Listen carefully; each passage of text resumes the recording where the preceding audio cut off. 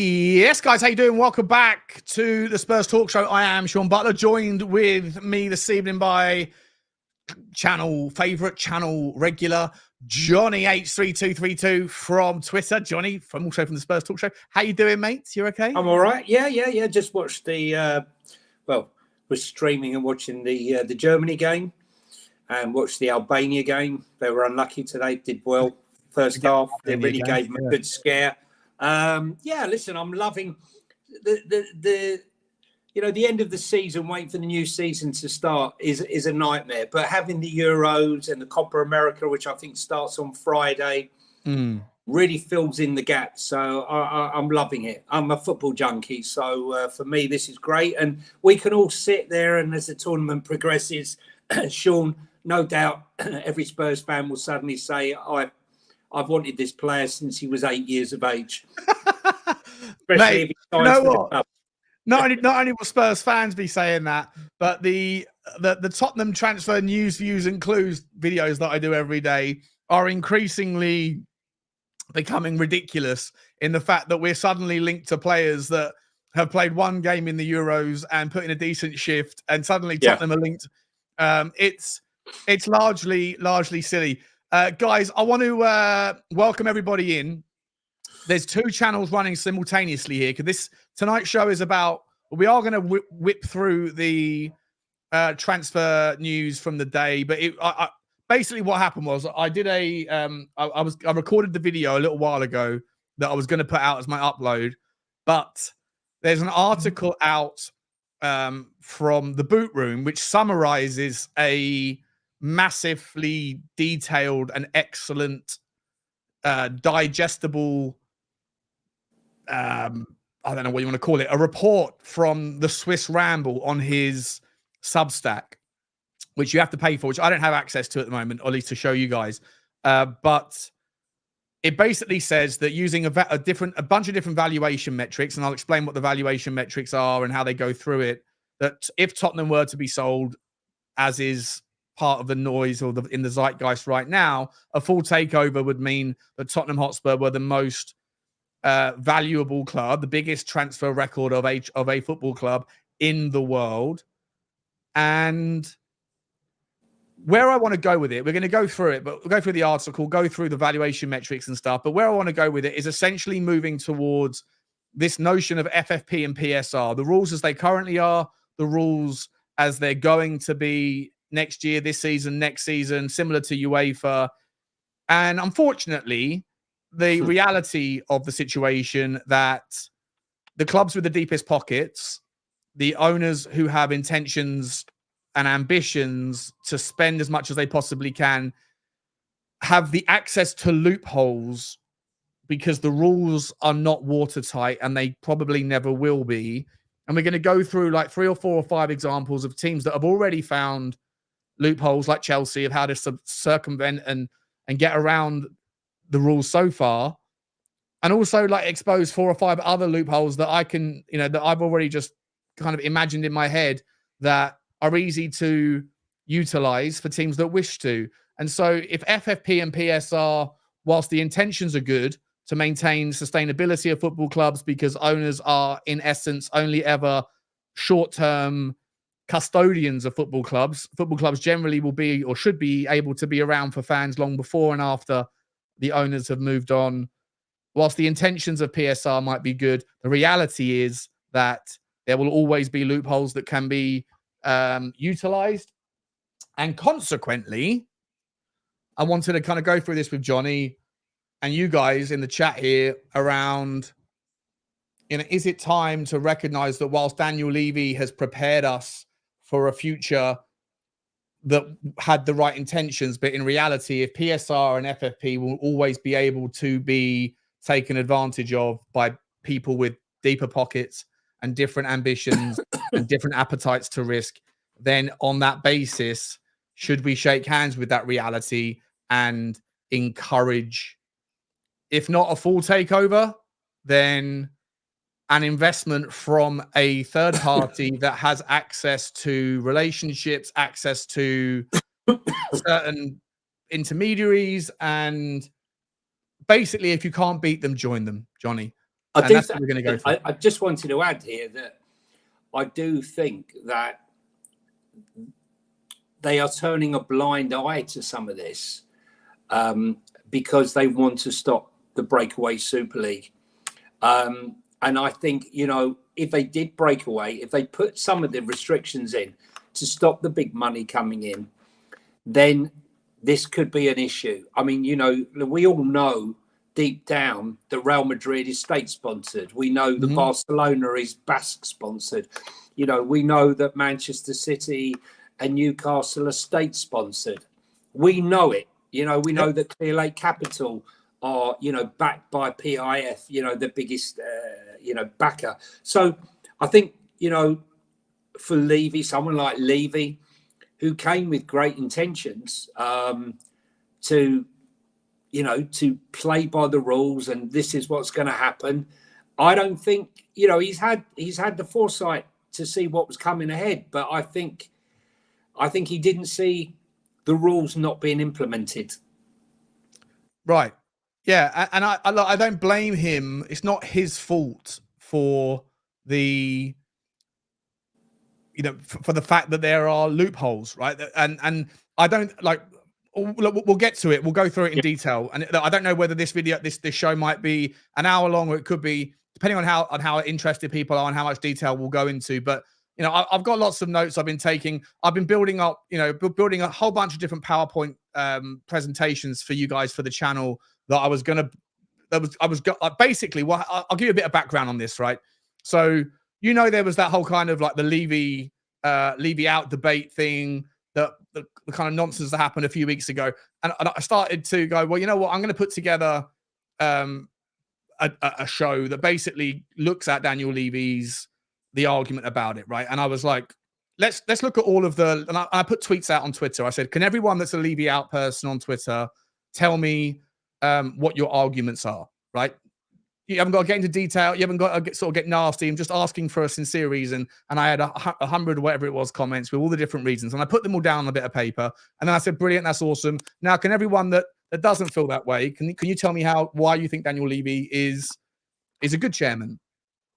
I put all them down. And I went away over the last couple of weeks, and I started to put them and sort of knock them off against each other and kind of go, well, actually, this argument against Daniel Levy can be countered by this argument for Daniel Levy, and this argument for Levy can be countered for this argument against. And in a nutshell, what I figured out was the argument, you can get through all of the ins and outs and go into the minutiae as much as you want, but the general Levy debate comes down to one question and one question only, which is Tottenham have won one trophy in 24 years, which statistically is our worst period for success in our history. Yeah. Therefore, there's one common denominator. Daniel Levy's the owner, therefore he has to go.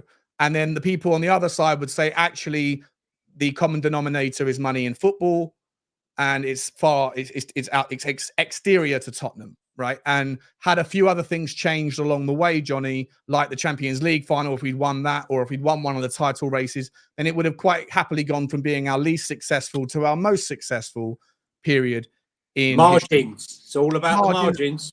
Right. So then I went, you know what? Rather than worrying about the Levy out debate, let's examine the history of trophies. Let's examine the history and the common denominators around successful teams that have won trophies over the last 75 years. And most are losers. Most of nearly every club that is supported by someone in this country are losers. The most successful team in the history of English football, if you consider a season when you win a trophy to be a success, and if you don't, it's a failure, then the most successful team in English football history fails 75% of the time, and every other team fails more frequently than that. That's if you consider a successful season to require you to win a trophy. Long story short, did all that research on the trophy stuff, got all that presentation to deliver. And then I was like, well, that's all fine, but a lot of that stuff in the past, all of the successful things, all of the common denominators of teams that win trophies, i.e., you need to have money. Like if you spend the most, you're more likely to win the most. You usually have some sort of footballing figurehead, like an Alex Ferguson or an Arsene Wenger or a Klopp or a Shankly or a Paisley or a Nicholson or whoever. you have all of these different common denominators, a youth system that provides you with utility. And then I was like, but all of that has changed, because since the internet and since access to information has become widespread, and now because of ownership being in the billions rather than the millions, FFP and PSR is now what's going to determine whether or not there's a level playing field.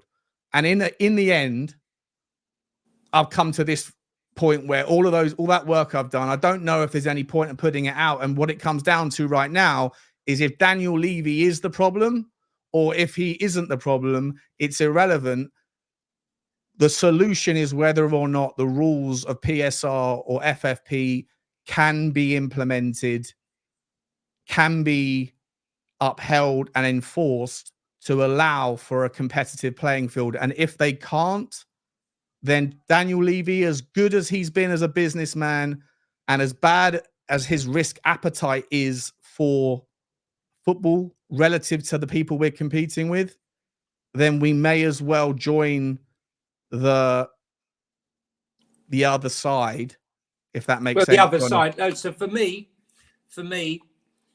if PSR and FFP is a real thing and it's going to be acted upon, and they agree that if you break it, this is what's going to happen.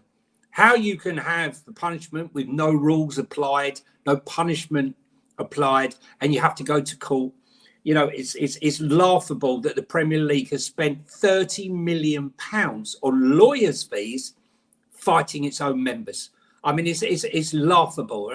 So if they are going to be implemented, and there's going to be a crime if you break the barrier by X million and X million and X million and ascending, then I'm fine with it. Then Daniel Levy would have been justified in the journey. But if it a long journey, right?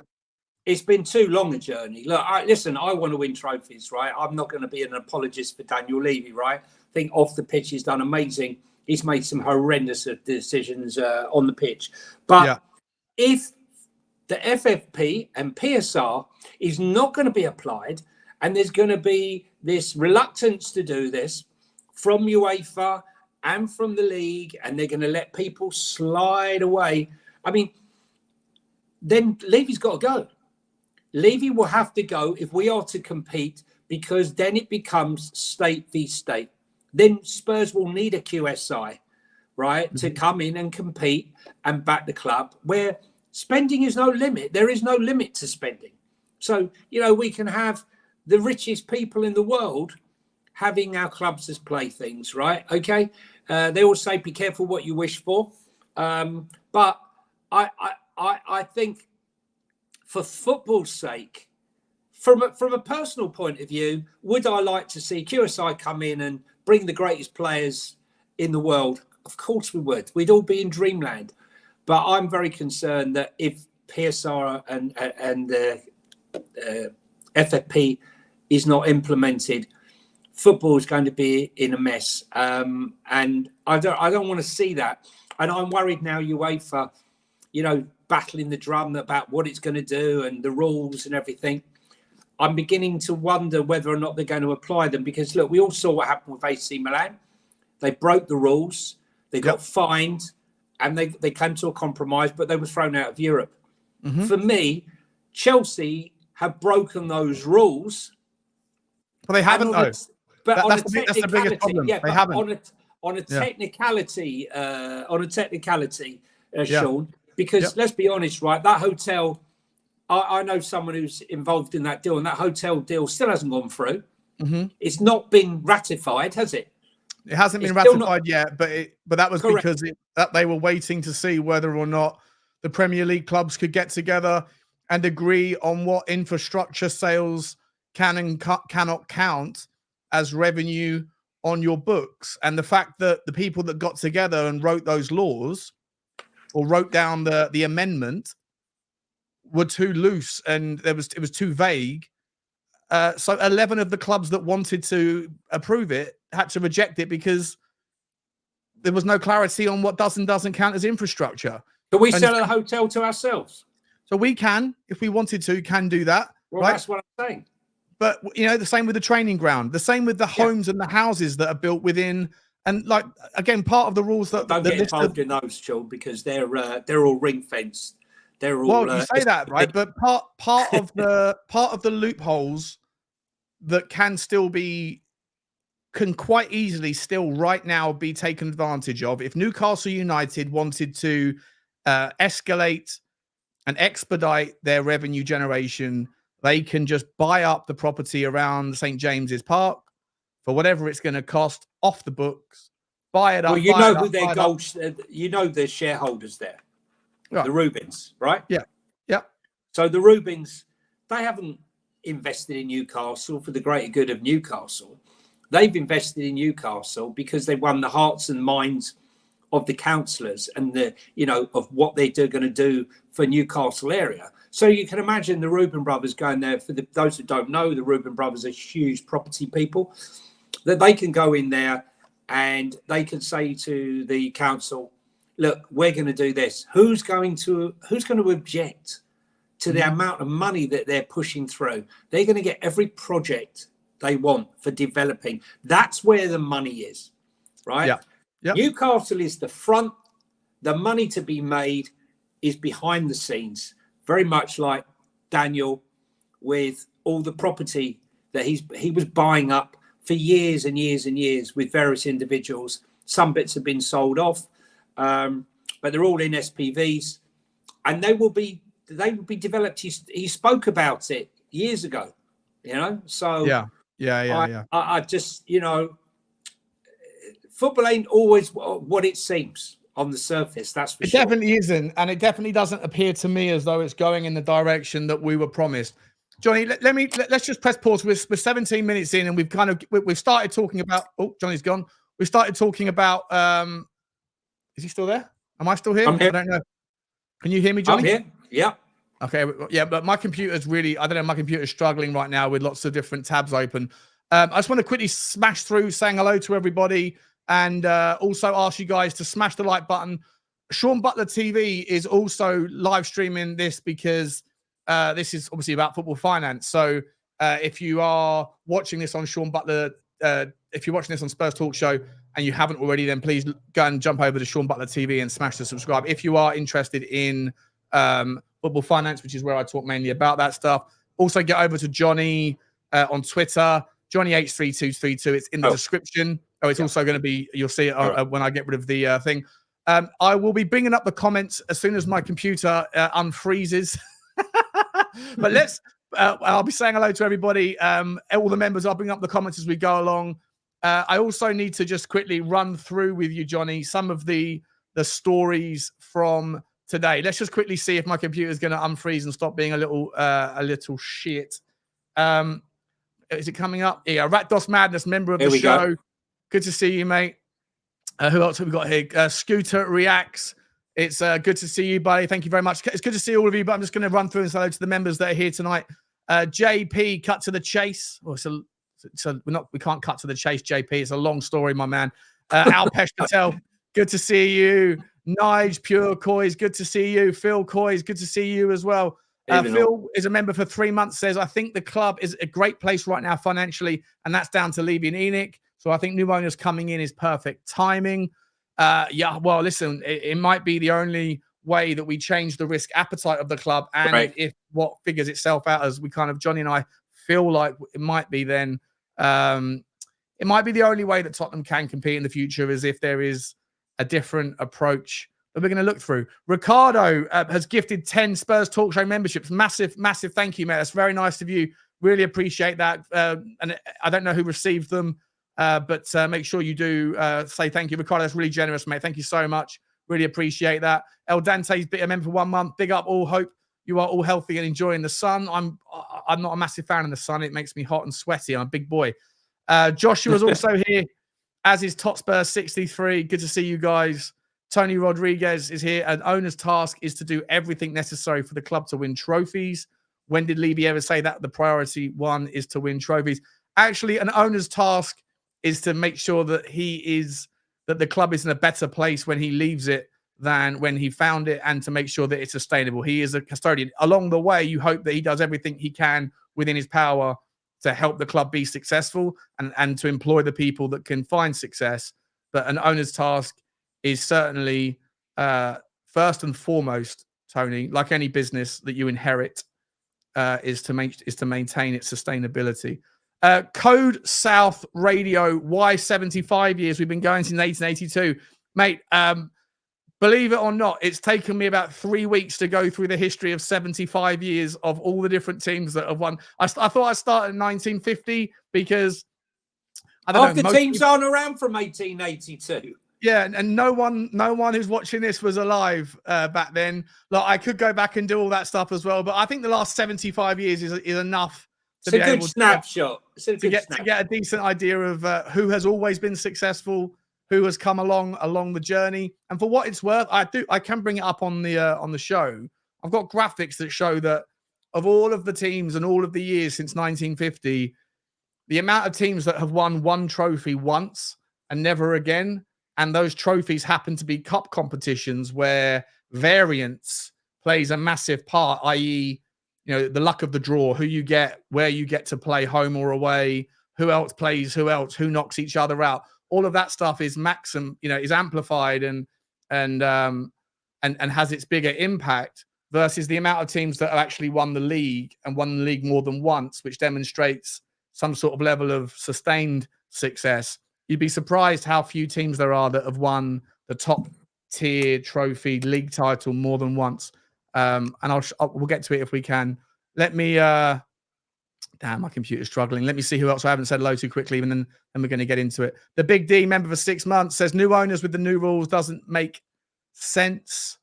Well, they're implemented, right? Only if the new rules are implemented, right? And that's the point of the show, right? If the rules are held to everybody, then for sure. Yeah, but what Big D, whatever you're saying, what you're saying there is correct. If the rules are implemented and they're adhered to, if someone comes in with big money, like Newcastle have found out, it's not going to change things. It can't, because they're restrictions. Okay, but if they are, then Spurs are in a position where our FFP and PSR are such that we can afford to spend money better than others. As long as the rules, it just appears to me like the rules are only implemented when they're simplistic, when it's easy to audit. Teams like Nottingham Forest, teams like Everton, teams like Leicester. Oh, how much have you spent over the last 3 years? What's your revenue? Okay, that's fine. None of you guys have got multi-club ownerships. None of you guys can utilize ways to circumvent through clever accounting. It's very much just a simple auditing process. Don't forget the 115 charges that Manchester City faced. That's only really become apparent because of a hacked email. The same with Chelsea. Chelsea's historic breaches under Abramovich, when he was paying his personal assistant, his ex-PA, that then became the chief executive. Yeah. And she was getting paid in loans that had debt forgiveness that paid for her house. All of those things that are still being investigated, those things weren't uncovered through audits. Those things were uncovered through leaked emails that were a consequence of a hack, which makes you wonder how many other clubs around Europe have been active in circumvention of rules through Juventus. Well, it could be anyone. Tottenham could have been doing it. I doubt it. But Tottenham, like anyone, could be doing it. The only reason we know about the Man City and the Chelsea things is because of hacked emails. So if there wasn't those hacks, then we wouldn't know. And the same could be said for what is still going on that we don't know about because hacks haven't occurred. It's quite, it's quite concerning. Like I say, the rules seem to be what they are. And if they're not upheld, then they're not meaningful. LV, just quickly, man. As much as I get it, no political statements on here, or you'll be timed out. Johnny, just quickly, mate, before we get into the football stuff, and I want to talk about this TBR, the report, just quickly, the news of the day. I don't know how ridiculous and funny this was. Weston McKennie, Football Insider, Pete O'Rourke. That man has to be very careful with his reputation, I think, because he comes out he's got more exclusive than Bugsy Malone's OnlyFans account. And it was dismissed within about 5 minutes of it coming out, right? I laughed out loud. I picked up my phone. I woke up I picked up my phone. I thought I was still asleep, having a nightmare when I saw his face. I mean, come on, let's be serious, right? You know, he was laughed off the pitch at Leeds. You know, who ate all the pies? You know, he's been eating and drinking to his heart's content. The guy that Ange needs to get around the pitch. There's no chance of that guy getting around the pitch. You might slag off Conor Gallagher, but, you know, I'd like to see him last 60 minutes playing like the energy that Conor Gallagher has. It's a no. It's just a no. This is an agent trying to stoke interest in a player. Oh, there's two clubs fighting over Weston McKennie for 15 million. My comment is that there's no one currently fighting over Weston McKennie. It's never going to be Tottenham, and I'm so glad that rumor was squashed. That's why I didn't even bother doing a video first thing this morning. Another story that is out as well, which I think is ludicrous. I don't even know too much about this guy, but there's a story out that says that Christian Aslani, a Albanian player, funnily enough, had a good start to the Euros. Yeah, plays for Inter. He's only had 16 starting appearances for Inter. The story is that he's valued at 35 million and that Radu Dragusin is going to go back to Inter and that we will take Christian Aslani, who's a midfielder, can play defensive. He's a versatile utility, DM, CM, AM. I mean, I've never even seen the guy play, really. Johnny, have you heard much about this guy? I don't know a lot about him, but I've got to say, someone needs to take some duct tape to Dragusin's agent because, honestly, right, he needs his own chat show. I mean, the stuff that he's come out with, right? You know, honestly, he just needs to stop. You know, top agents speak less in public. What they do is they look after their clients in private and advise them. This guy talks more than Radu talks, right? Let your player do his talking on the pitch, work behind the scenes. No way is Radu going. And I've got to tell you, I absolutely love the guy, right? I just think he's an absolute beast at 22 and he's only going to get better. Ange, come on, man. It's time to go for 3. I know a lot of people don't want it, but I want to see 3 at the back. There's no chance of him going, and there's no chance of Spurs paying, I can see, 35 million. If you were telling me 20 million, how old is he now, this Albanian? 22. 22. Yeah. Young. But I don't believe Spurs are in the market for that to risk 35 million or someone like him or 40 million on Kobu, right? Or someone like that. You know, we need marquee signings now. You know, we're clearing 100%. so many players. You know, we were threadbare last season, Sean. The amount of players that we're trying to get rid of, that we've got rid of, that we're trying to get rid of. Yep. We got rid of. I'd love to work out roughly how much we've got rid of in wages in the last year. Maybe £1 million a week. Yeah, and you know what? And wages. It's interesting. One of the other things that, as part of all these like PowerPoint slides that I was going to put together in the story, one once the other. When I got to the FFP and PSR bit, and I've actually got the power. I can show you. I probably will show it at some point in the presentation. I've got the last 3 years of Tottenham's data regarding agents' fees, our wage to turnover ratio, and our net amortized spend, not just our net transfer spend. So I know where we are in relation to our FFP limit. I'll show you guys doing that. But in terms of the last year, we only had a 46 or 47% wages to turnover ratio, which is the lowest in the league. And now it's probably even lower than that, having no Harry Kane, no Perisic, no Eric Dyer, Lloris, exactly right. And Ndombele.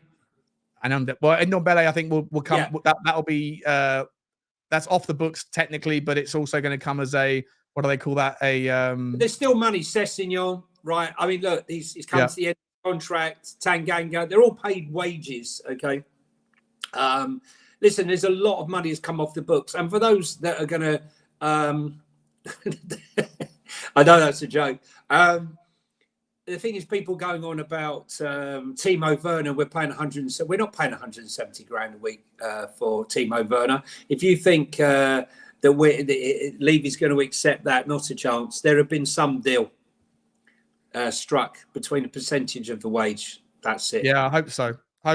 Listen, speaking of you talk about the agent, right? Of Dragusin. What he did come out and say was, as far as he's aware, that Tottenham are looking at another versatile defender, and you know, it's something I've been talking about a lot on the uploads I do every morning, and to me that comes across as either we're going to find someone who's a left-sided centre back who can double up as a left back, or a specific left back to compete with Van der Ven, a left centre back, and then get a versatile fullback if we sell Emerson and and make room that way. The only positive story that I've seen today in terms of transfer news, views, and clues is that Tottenham, because I thought the story around Calafiori looked like it was done. It looked like he was either going to move to Juve to follow Thiago Motta, his ex-manager at Bologna, or he was going to go to AC Milan. But then today, yesterday, and it's been confirmed today that, according to reports at least, that Bologna don't want to sell him to a Serie A club. They want to get him out of the way so that it doesn't come back to bite him, similar to what Harry Kane with Man United, he'd rather sell to Munich. And so Tottenham apparently have held talks and have been told he's available, but only for an indispensable amount of money, which is obviously make me an offer you can't refuse kind of thing. Calafiori for me, mate, is like, if we're talking about the next big thing for me, this kid looks like he is extraordinarily talented and he can play left back and left-sided centre back. Would be wonderful, wouldn't it? Yeah, listen, I mean, we spoke the other day about Hiroki at Stuttgart. There was all the talk, and that lasted all of about a nanosecond before he was snapped up by Bayern. Yeah, I really like Hincapié because he can play left back and left centre back, and he's young enough and quick enough. But Calafiori, we know what Fabio can do in Italy, and he keeps pulling rabbits out the hat out there. And there haven't been many misses in Italy so far that he's brought to this club. In fact, I'd say there are none that he's pulled from Italy that have been a complete flop. So, love to think it. I'd love to see it. I think this fan base now, over the last few years, we deserve. I don't think we've had a marquee signing since Van der Vaart, personally. No. I think he was the last big name where when he signed, I thought, wow. And what year was that? Wow. Pardon? Like, what year was that? 2010, 9? Yeah, it must be 10, 11. I can't remember. Can't remember now. I can't remember. But I don't remember another player. And, as a kid growing up, I always used to get excited, when we signed these great players, the Waddles, the Gazzers, the Berbatovs. There's been a whole host of players, but we haven't done it. I didn't get excited for Maddison. And it's time now, 1921 to 1951, no trophies. Yeah, well. Okay. But listen, I think we're clearing the decks for something or other. And I think this fan base need a marquee signing, whether that's an Eze that we can all get excited about. Is he marquee? Does marquee require you to have it's a player we get excited about? Okay. I would say. So I think like the word marquee requires that he's probably at least 27 and has done something in his career. A marquee can't be 22, 21. I don't think, because it's too early. Listen, unless you're buying. Listen, if you could say that Lamine Yamal, right? We were buying him. He would be a marquee signing because he's generational. The kid's not normal. 50 games for Barcelona. From the age of just 16. No, he's still only 16. And he's still 16, is he? Bloody hell. Still only 16, right? So my point here is that there's been I wasn't mega excited about Maddison signing. I did worry whether or not he would be able to play in Ange's system. For me, struggled a bit. But, Kvaratskhelia, Rafinha. I mean, Boniface and Frimpong. You know, some of those there, or maybe Rafinha is more of a sort of a more of a marquee signing, you would say, maybe for the club. Eze is probably the one player this fan base is almost united about having. We're always divided when players come in. For me, Brennan Johnson wasn't on my 5. A statement signing, yeah, Chris. That's a good way of putting it. I mean, he was not on. Brennan Johnson was not even in my top 5 of desires. No, Anthony Gordon was well ahead of him. You know, there were many others. You know what? When we were linked to Gordon the year before, I loved it, man. I was on board the year before as well. I remember being in the We Are Tottenham TV WhatsApp group, and I remember certain people. I won't embarrass them, but they were like, if we sign them, Levy out, Anthony Gordon's out, and I was like, what? This guy's got bags of and he's got that bite, that grit, that he's aggressive, the nastiness. A year later, they're now going, we should definitely sign Anthony Gordon. I was like, I could search in the history of the WhatsApp group and embarrass you. I mean, look, the thing is, I think this club, you know, if you're clearing these books and you're clearing out, we had a very thin squad. We've already cleared players out. We're clearing more players out. Yeah. Something must be afoot. But we can't go and buy 3 players. We can't get rid of 10 and bring in 3 because we're going to be even more positioned. Because I don't believe that he's going to bring through all the youth players next season. He might bring through a couple, but not all. I'm hoping we'll have a major overhaul this season and really break with saying what we say every year for years on end. This is the season that really counts for us in the transfer window. We say it every season. I'm hoping this is the season. The perfect segue, because the last piece of news that's come out from Turkish media, and you take it with a massive pinch of salt, right? But also, there's 2 bits of news. First of all, the Sevilla sporting director, Victor Orta, has come out and said that in terms of Yusuf En-Nesyri, the striker we were linked with, I'm not sure. Did I say this at the start of the show? I'm not sure. If I haven't, he is a player as a striker. I'm not interested in him anyway, but 1 in 3 he is. 1 in 3 strike, 147, 50 games, 50 goals. But I think he's 27, 28 years of age, something like that. But for me personally, he's a sort of player that if you sign him, you need, like, in order to make for him to make sense, other things have to happen on the wings to be better with the aerial crosses, you know, that sort of thing. And similar to how like Richarlison suffered without Perisic, I think En-Nesyri's a lot of his threat is in the air, and Brennan Johnson can't cross the ball in the air. Long story short, I'm not on board with it anyway. But he's basically the Sevilla sporting director's come out and said that there's been no interest, there's been no inquiries about him, not from Tottenham, not from anyone else, and so we'll put that one to one side. Spain a bust. Apart from Real Madrid, right? Even Barcelona have got mass debts to repay on their loan this summer. Well, I don't know why that's not come out into the news.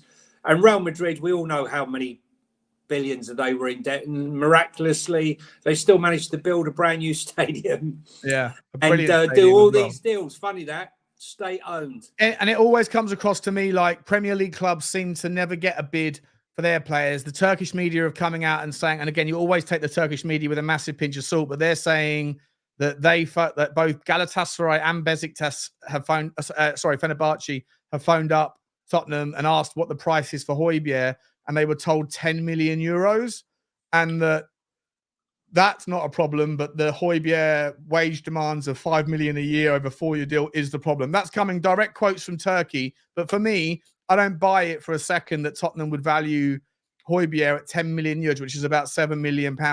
No chance. However, what I would say is, once again, Johnny, it always feels like the Premier League clubs they're like the sugar daddies of Europe, where the girlfriends in Spain and Italy and everywhere else think they can come and get cheap deals for good players, very good players at bargain level prices from England. Yet when we go to them, they look at us and think they can take the piss.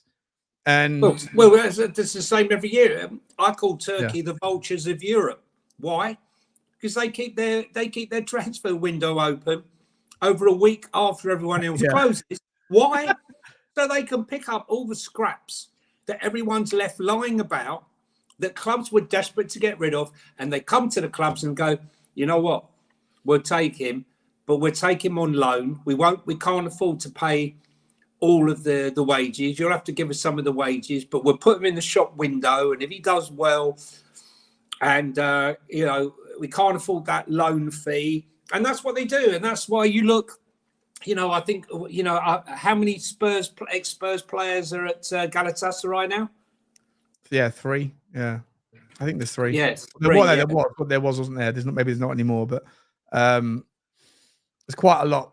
So basically, and the only other story that's out there today, before we get on to the main part of this whole show, again, 40 minutes in, this is what happens when you and I get together, Johnny. We're going to talk about the main part now, which is the valuation. Swiss ramble. What about Swiss ramble? Like Swiss ramble, yeah. With the English ramble. Here we go. Yeah. We're going to get to it. The last story, though, is Ben Jacobs of Sky fame. He constantly talks about Sebastian Szymanski, the Polish player who plays in Turkey, and he's linking him to Tottenham. If Tottenham like a versatile player, this guy is versatile. Over his career, he has literally played in every single position: left wing, left midfielder, left back. He's played DM, central midfielder, attacking midfielder, right winger, right midfield. He's played absolutely everywhere. He's an interesting player, but I got no interest in him coming to Tottenham. And I haven't seen the links anywhere apart from Ben Jacobs, but he keeps on mentioning him. So do you know much about Szymanski? Are you a fan but of his? I don't, I've seen bits and pieces of him, but I'll be honest with you. Can we just have a square peg that fits in a square hole? Right. Okay. Yep. Yes, we want versatility. I've said it many times over the last year that I want Geerstrude, right, from Feyenoord, right? Yeah. But I've seen the guy perform at the highest level as a right back, as a right centre back, and as a 6, and he scores goals. He's impacting at every level, right? That I can accept, but I don't want a journeyman. We don't need a journeyman. We need someone that's going to. We've got rid of these players for a reason. I'd rather we'd sign nobody than sign. I'd rather sign 3 players that are going to elevate this club than get 5 players, basically, who are also rants. I agree 100%. But unfortunately, because of the Euros, until the Euros are over, any player that's participating in the Euros said this, Sean, won't be able to happen, right? Yeah. So we said this way before. We were talking about this weeks ago when I said we got the problem of the Euros, we got the problem of Copa America, and then we got the interesting scenario of the players who might be at these events, who clubs that need to sell for FFP by the 30th of June. And I believe there are 6 clubs that need to get rid of players by that date. So it's going to get very interesting in the next, where are we now? What's the date? Next 10 days? Next 10 days, but they can't sell if any of those players are at the Euros. I believe there's a rule that says that they're not allowed. They can't leave the there's no trading happening, I believe, during that period. So it's going to be quiet. But in the meantime, this was the initial point of the show, right? So we got through the news, views, and clues, and we got through the early stages of it. Yeah.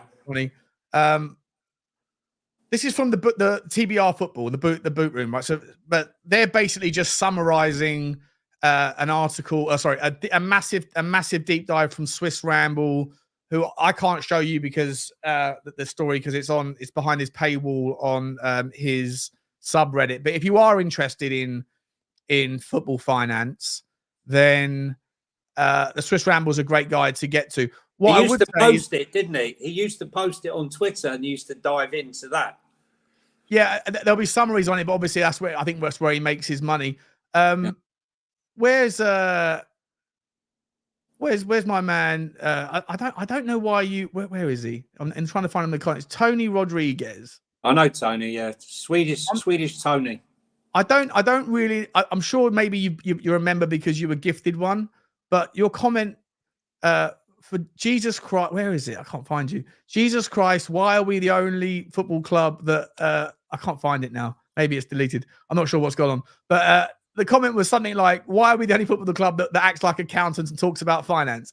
Mate, if you don't know me by now, this is what I'm interested in. I think it's massively important to understand the finances of football. And if you don't like it, then this channel probably isn't for you, Tony.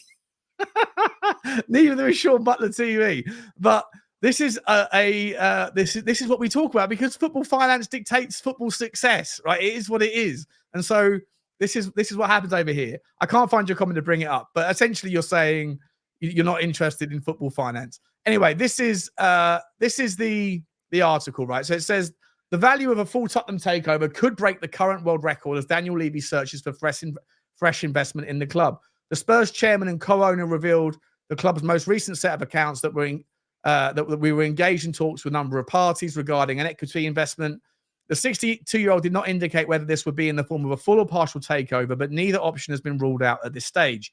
Levy's sustainability-first approach has frustrated supporters at times, but most industry experts agree that they are the best-run club in the Premier League. I mean, that's I don't know. It's something. I think from a financial point of view, from a financial perspective. But you could argue that Brighton and Brentford do it, but from a different value from their player trading. Either way, and that is reflected in their value as a takeover prospect. In a superb blog post, the world-renowned football finance expert Swiss Ramble surveyed the landscape in terms of the Premier League's club's values. He used the Markham multivariate model, which considers a number of financial metrics to calculate Spurs' value at 2.2 billion.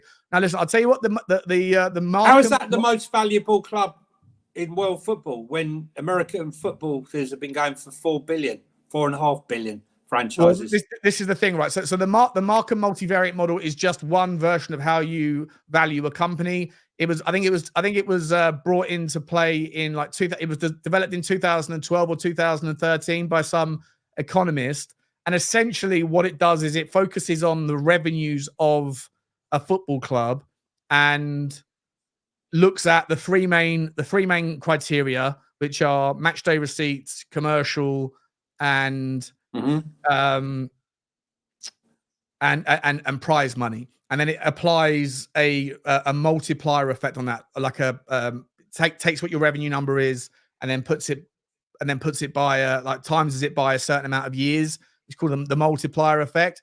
To me, it's the least relevant version of a valuation model. And if I'm entirely honest, it doesn't make any sense and it's not really used. And I'll give you I'll tell you why. I don't think it is. I don't think it's one that you can. Yeah, go on. So he says, so if you were to use that particular model, then he values Tottenham at 2.2 billion. And he says that that is second only to Man City and considerably higher than third place Manchester United at 1.4 billion. And therein lies the problem. So Jim Ratcliffe has just paid 1.4 billion pound for 27% of Manchester United, which values Manchester United at near £5 billion, right? Near 4.7 billion, 4.8 billion. So the multivariate model that he is using in the first instance is not the model that has been used in the most recent methodology to value a football club that's had significant investment, i.e. Manchester United. He then, the story goes on, he also used a model based on EBITDA, which is earnings before interest, tax, depreciation and amortization, which valued Spurs at a whopping 4.5 billion, this time second only to Manchester United. Now, the EBITDA methodology is what's used in the stock market. It basically looks at your earnings before all of the different things that you can deduct from it, and then places different multipliers depending on the variables that influence the club's a business's valuation, which in a nutshell, Johnny, I'm sure you know this as you're guys into the stock market like I am. Yeah. In a nutshell, it considers trends within the industry and things that are happening outside of the football club that may impact it, or outside of the business that will impact it in the future. Correct. And In the case of Tottenham, in the case of football, it's priced in is the word. Priced in things like broadcast deals happen. that may change in the future, things like more interest from different TV deals, higher commercial revenues, things like the variables of how often you are in the Champions League. The previous model, the multivariate model, doesn't factor that stuff in. It just looks at your last year's revenue and then applies it over a multiplier. I'm sorry if this is really boring, but in a nutshell, so you guys, Tottenham is valued at somewhere between, according to the various different models that you can value a business at, somewhere between 2.5 billion and 4.5 billion. I personally believe, because Tottenham still are we've still got 1 point. Well, we've still got over $1 billion of debt, so that has to be factored in. Plus, we owe around about 308 million on outstanding transfer fees. These are all things that, servicing the debt. One thing I'd like to see from the club is to see, well, it's very cleverly hidden. I don't know if Swiss Rambles managed to extract it, is the earnings that have been made from the various sectors, i.e. NFL, concerts, in-game, non-match day earnings from corporate events, catering. It's not really broken down. It won't be, right, because it doesn't have to be. Well, the club know it. The club know it, yeah, but Swiss Ramble won't know it, and we'll never know it. Yeah. But what you can do is make assumptions based on comparative years, right? So, like this year, we haven't been in the Champions League. Last year, we were.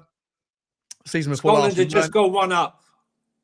Sorry, Scotland have just gone one up. Have they? Interesting. I think very it's interesting.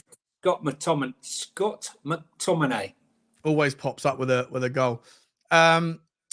So you can look at previous years' accounts, right? And then you can say, well, what's the difference between this year and that year? Well, it's easy to figure out that the Champions League revenue is worth 60 million quid to Tottenham, and the absence of it this year will mean that there's 60 million less at least in our revenues. You'll also be able to figure out, have we had, if Tottenham are, for example, given permission by Haringey Council to have an additional 17 non-match day events like Beyonce concerts, then is it 17 extra? I think it was. I think that's the plan, is to have I think it's an additional. I know 17. it's extra, but I couldn't remember what the number was, to be honest. And so from that, when you see next year's, or it'll be the year afterwards, when you finally see the results, you'll be able to see the commercial number, and you'll be able to make assumptions. Essentially, that's how we do it, right? You make deductions from the absences of things that are no longer there, that were before, or the inclusions of things that weren't previously, and from there you can make assumptions on what each line item is really worth. Yeah. But in terms of knowing for sure, Tottenham don't need to divulge that information, because we're not part of the stock market anymore, in a nutshell. So the report continues that, in a nutshell, it basically now goes on to talk about the various different links that we've had. Oh, sorry, hang on, wrong page. Here we go. The MSP Capital has been linked. That Liberty Media has been linked. The QSI has been linked. It mentions Jay-Z, obviously, and it also doesn't mention, but you know who it doesn't mention there is Palukia, right, from the Boston Celtics, who owns the Boston Celtic and Atalanta in Italy. Atalanta. Yeah, he was seriously interested in us after missing out on buying Chelsea. But again, the Levy effect, something happened. I think when they do they ask for full disclosure, something seems to happen. Whatever that could be. Or the discussions. There has been no shortage of interest coming into the club. There was also rumours of interest from Michael Bloomberg. And it also doesn't mention Sheikh Jassim, the failed bid for United, who's obviously part of Qatar but separate to QSI. Yeah. And there's lots of parties that are interested, right, or potentially interested. The valuation, we don't know. It's somewhere between, like I say, 2.5, 4.5, 5, whatever Daniel Levy wants for it.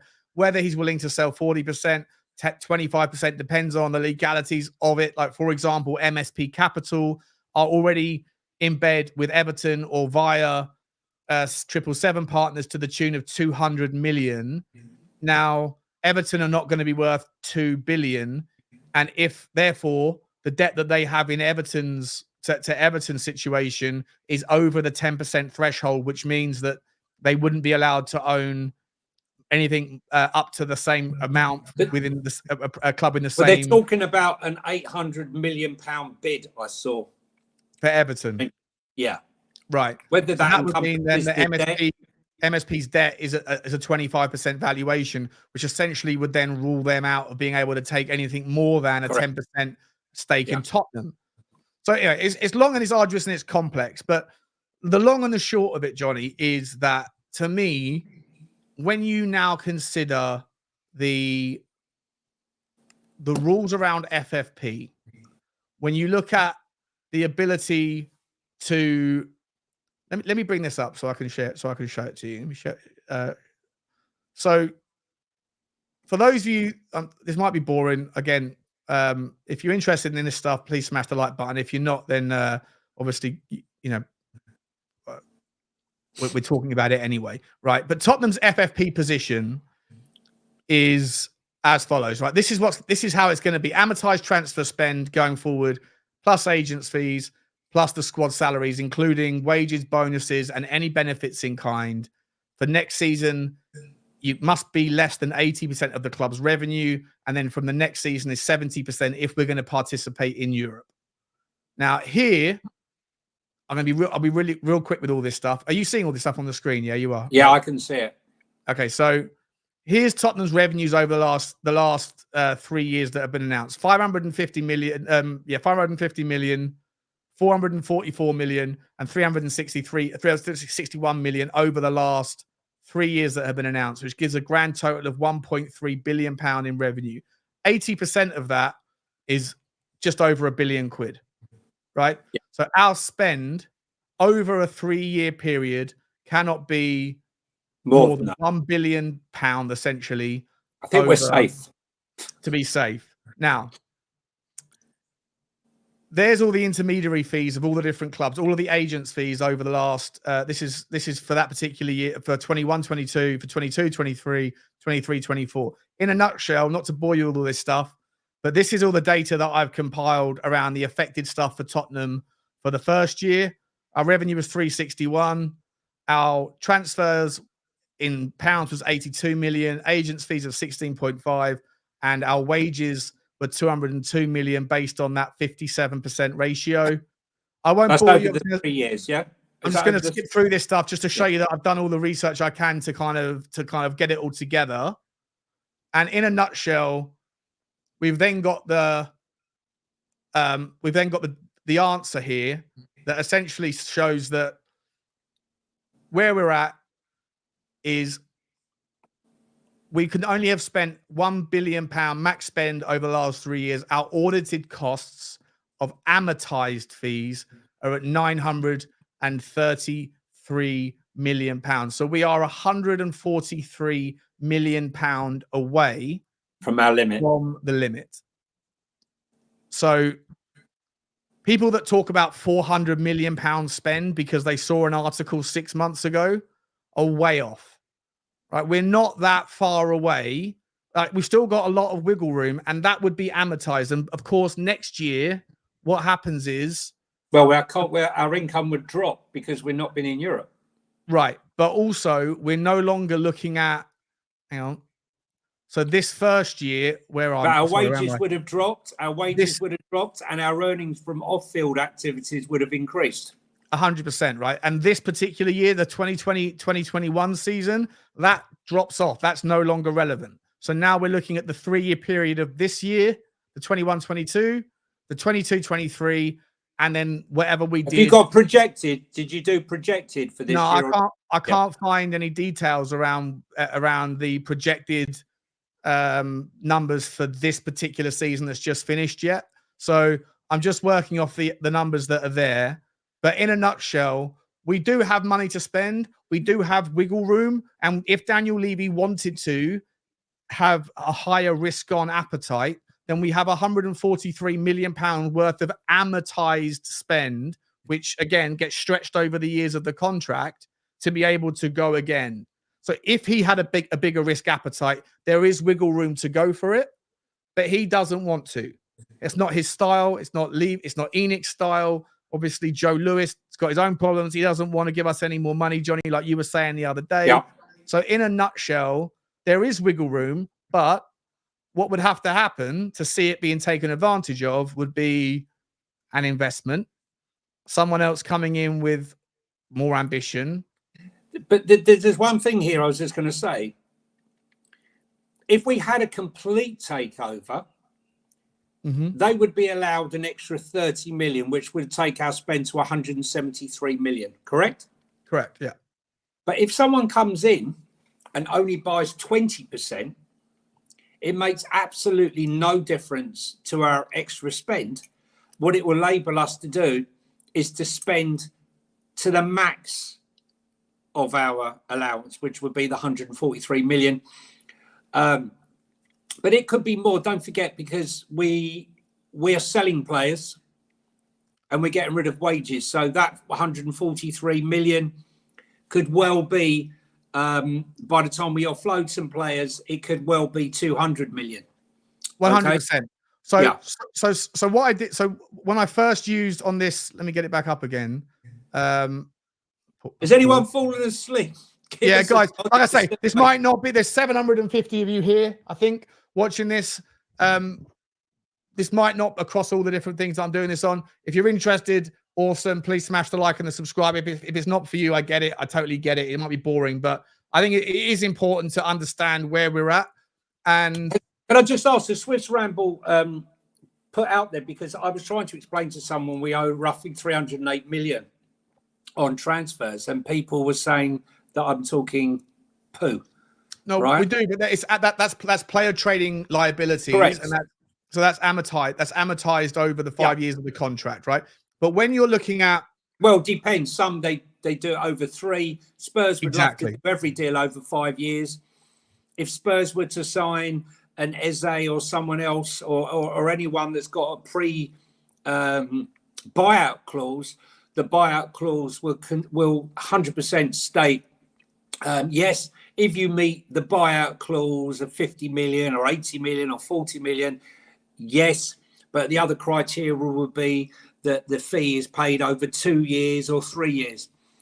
Be less likely to be paid out over the 5 years that you can normally get with someone without buyout clause. 100%, right? And so the numbers in terms of on those pages I just showed you, where I've got like I'm basing it on the net spend. Those things affect, like you can use that as a baseline to suggest how much of the slice of the pie you can use going forward. But depending on the length of the contracts, depending on, like for example, Perisic was on a 2-year deal with massive amounts of salary, right? So that would have affected the wages on the amortized side in a far larger extent than signing someone like what Chelsea did, for example, which is where we're going to move to now, the FFP and the PSR problems, by signing Mudryk and Caicedo for a grand total of 225 million quid, but doing it over an 8-year deal because they took advantage of a loophole. Correct. It essentially meant that they were only amortizing that at about 26 million pound a year, versus now, if you wanted to sign both of those, and you can amortize only over a 5-year max, you would be they'd be amortized at more like 37 million pound a year. And so, and they would definitely be breaking FFP and PSI. We're breaking everything.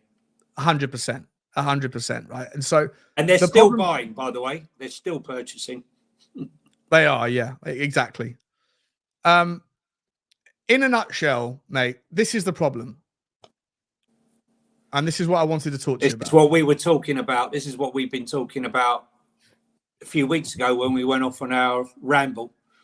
Tottenham ramble, when we were, I had my bee in my bonnet about all the rules that Chelsea in particular had been breaking over the last few years, from Abramovich to the current day, and they're still doing it and haven't been reprimanded for doing any of it. So go on, let's go through them. So just on this list, this is some of the loopholes that have already been utilized by some teams.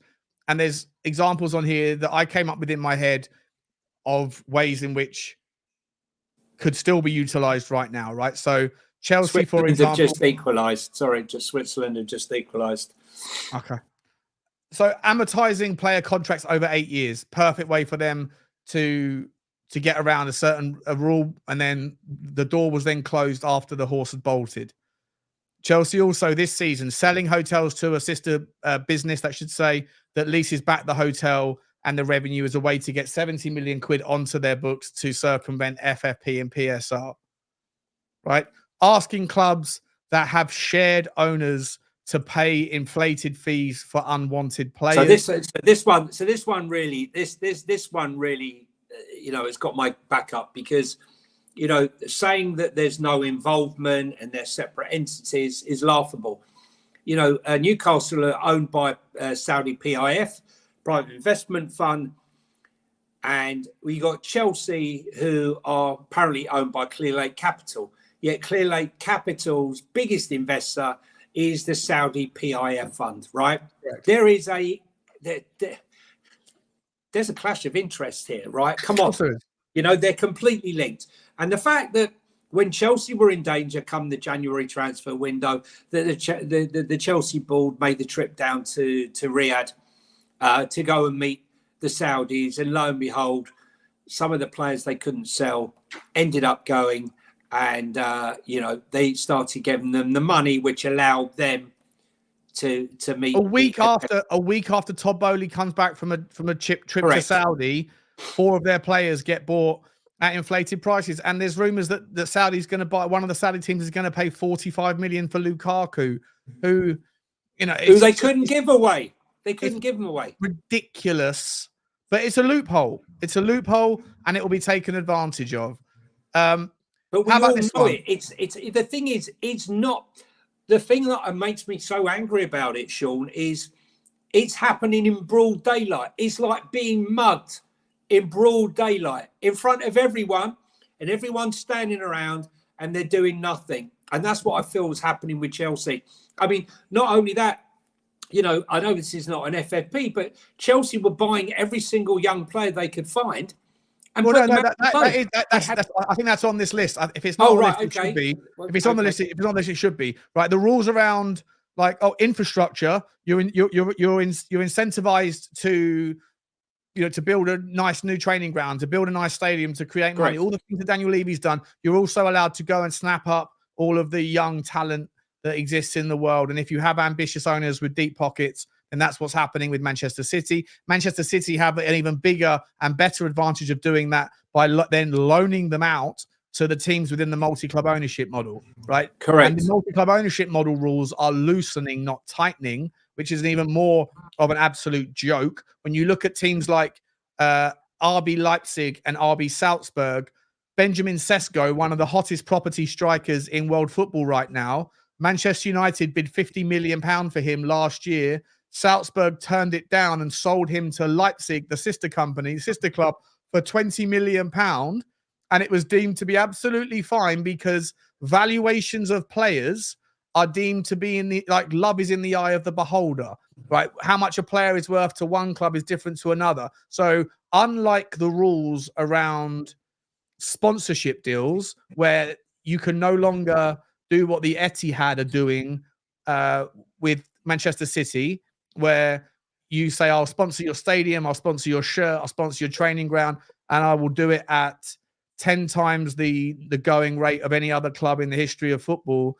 That no longer apparently is allowed. But with players, you can do what you want because the value of the player is in the eye of the beholder, which is why you can see Saudi Arabia taking advantage of the loophole. You certainly can. I was just going to say, you know, isn't it kind of ironic that, you know, ENIC, which started out as a business aimed at multi-club ownership, had to get rid. We broke ground on that whole thing. Had to get rid of the 2 clubs they were invested in Czech Republic and Rangers, to be able to take over Tottenham, So they got rid of the multi-club ownership to go for a single ownership, and now he's gone down the multi-ownership rule. Then he's taken us down to the FFP to prepare us for FFP, just as FFP looks like it could be getting kicked into touch. Now, is that him reading stuff too early and preempting stuff too early, or is that the rules? Mate, half of life unlucky. Is luck, the other half is timing, right? Correct. He's right. He's just been, the timing of it's just been wrong, unfortunately. Correct. You know? Correct. I mean, how about this for an example, right? Two teams trading a player for each other, but a huge, this is just an idea, a scenario that I could see playing out. Let's just Club A and Club B have some sort of relationship. They're friends with each other, or they're both in trouble from an FFP perspective. One player is wanted by Club A, has a player that's wanted by Club B. Club B has a player that's wanted by Club A. Both players are valued at £10 million. Both players cost the clubs £5 million. Rather than selling them to each other at £10 million, why not sell them to each other at £50 million? Right? You get to amortize the contract.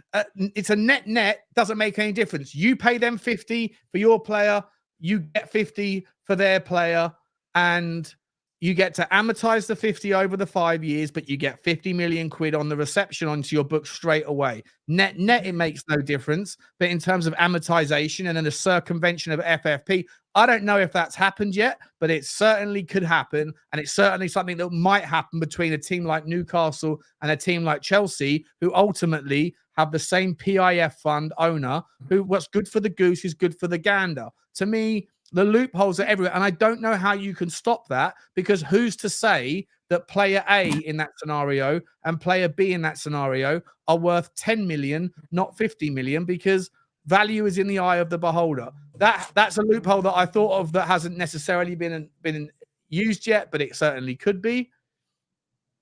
We've already seen Manchester City paying managers, that should say, or coaches below market salaries, but employing them as consultants for external companies owned by the team owners.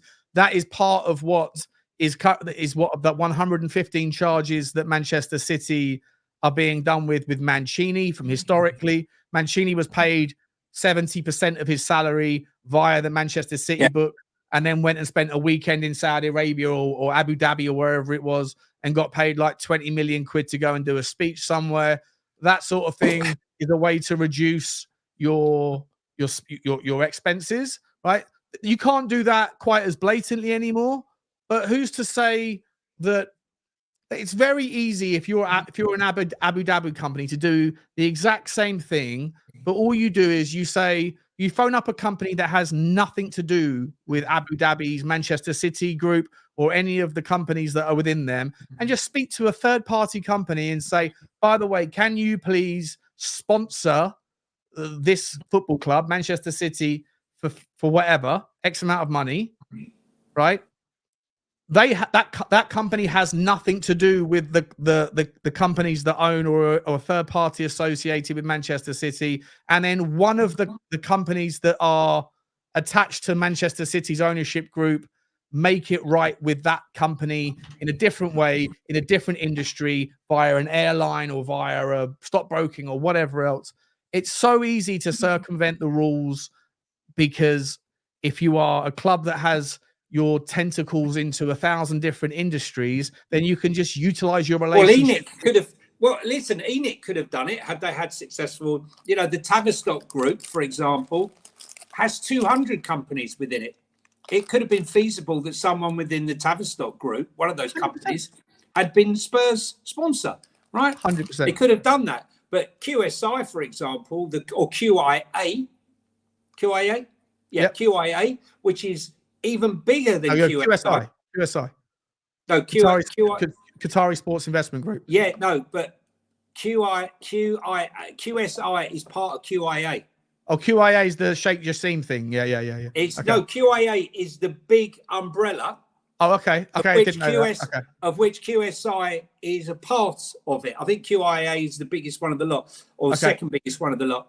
My point here is that an umbrella company, instead of getting Getir who's now got Get Out of Here, we could come in and they could pay top money to be our sponsor. I don't think Spurs have looked into these sponsorship deals. Both sponsorship deals have collapsed. Both Get Here and Cinch. Get Here's almost gone. Get Here's going bust. We're going to lose out on 10 million quid. And Cinch has withdrawn. Yeah. So now we're we got no stadium sponsor. Okay, we've got no shirt sponsor. Well, we got no kit sponsor, and we got no sleeve sponsor. So all in all, right now we're scurrying around. And let me tell you, that's 15 million this season that's suddenly gone. And if you're in the business, adds up, mate. It adds up to you will be being advised right now that Tottenham are in the dog do and are desperately looking for a sponsor, desperately. So, and they need to get it quick. And they haven't given them much notice. But my point here is if QSI were to come and take a 10% stake in Tottenham Hotspur, they could also provide for Tottenham 2 legitimate sponsors that could be record sponsors for the sleeve and for the training kit. In terms of the stadium naming rights, I know a lot of people that are Levy out. One of the arguments is like, has had 6 years of lost revenue for the naming rights deal on the stadium. For me personally, the easy counter to that is, I don't know how you quantify this, but when you have the Beyonce concerts, when you have the Pink concerts, when you have the NFL, the rugby, all that, when all that stuff comes to town and it's on TV around the world, or people that aren't interested in the Premier League, aren't interested in football, they don't hear about the Etihad Stadium. They hear about the Tottenham Hotspur Stadium. There's a reason why there is a value on the brand name being on the stadium. It's because it draws attention to something, to the name of whatever it is that's the sponsorship.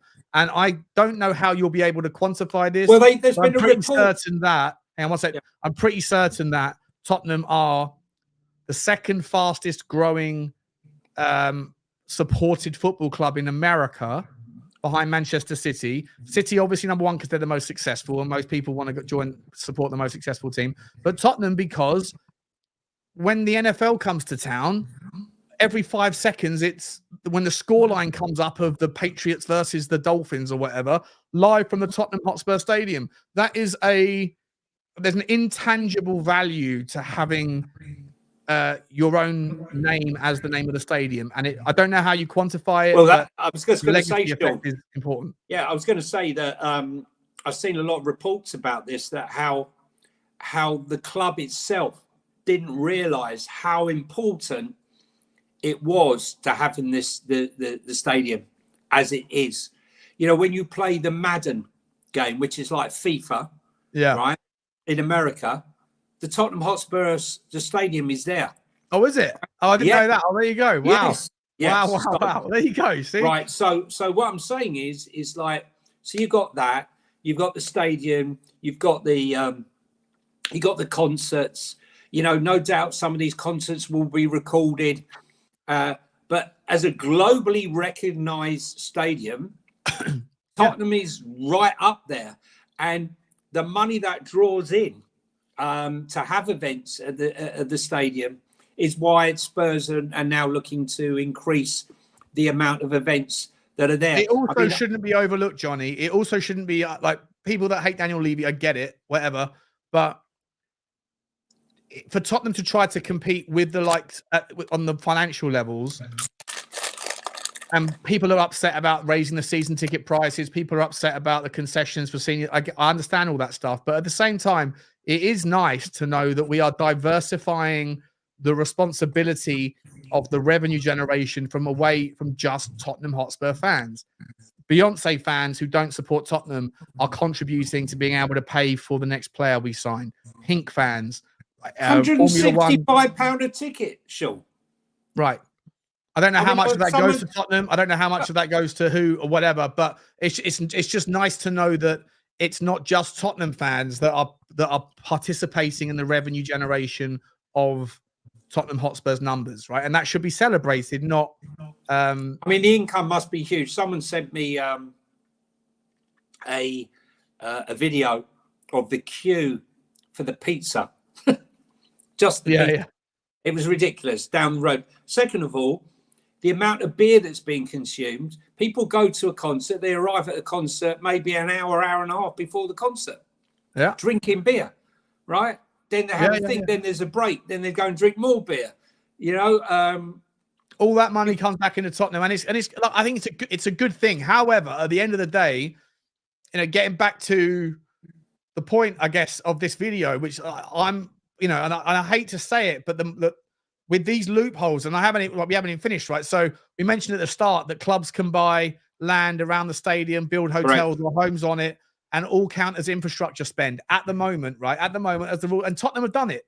Tottenham did all this years ago, but other clubs can still do it, then sell the properties to themselves and lease them back and put all the revenue against FFP. It's still a loophole that is available to these people that have money, ambition, and where ROI is not their biggest driving incentive at the moment. So that's still a loophole. Clubs with multi-club ownership can loan players with loan fees to one another to help each team out if FFP issues are on the cards. Let's say, for example, that, I don't know, Chelsea, for example, who have got a multi-club, they've got a French team, I forget which one it is. Is it Montpellier, I think it might be. Let's say Chelsea have got an FFP issue.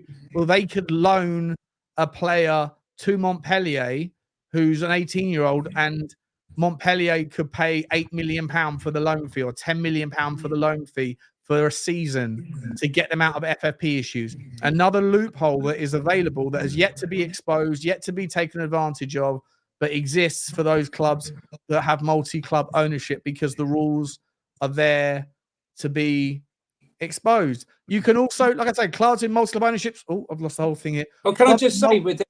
Yeah, go on. Go on.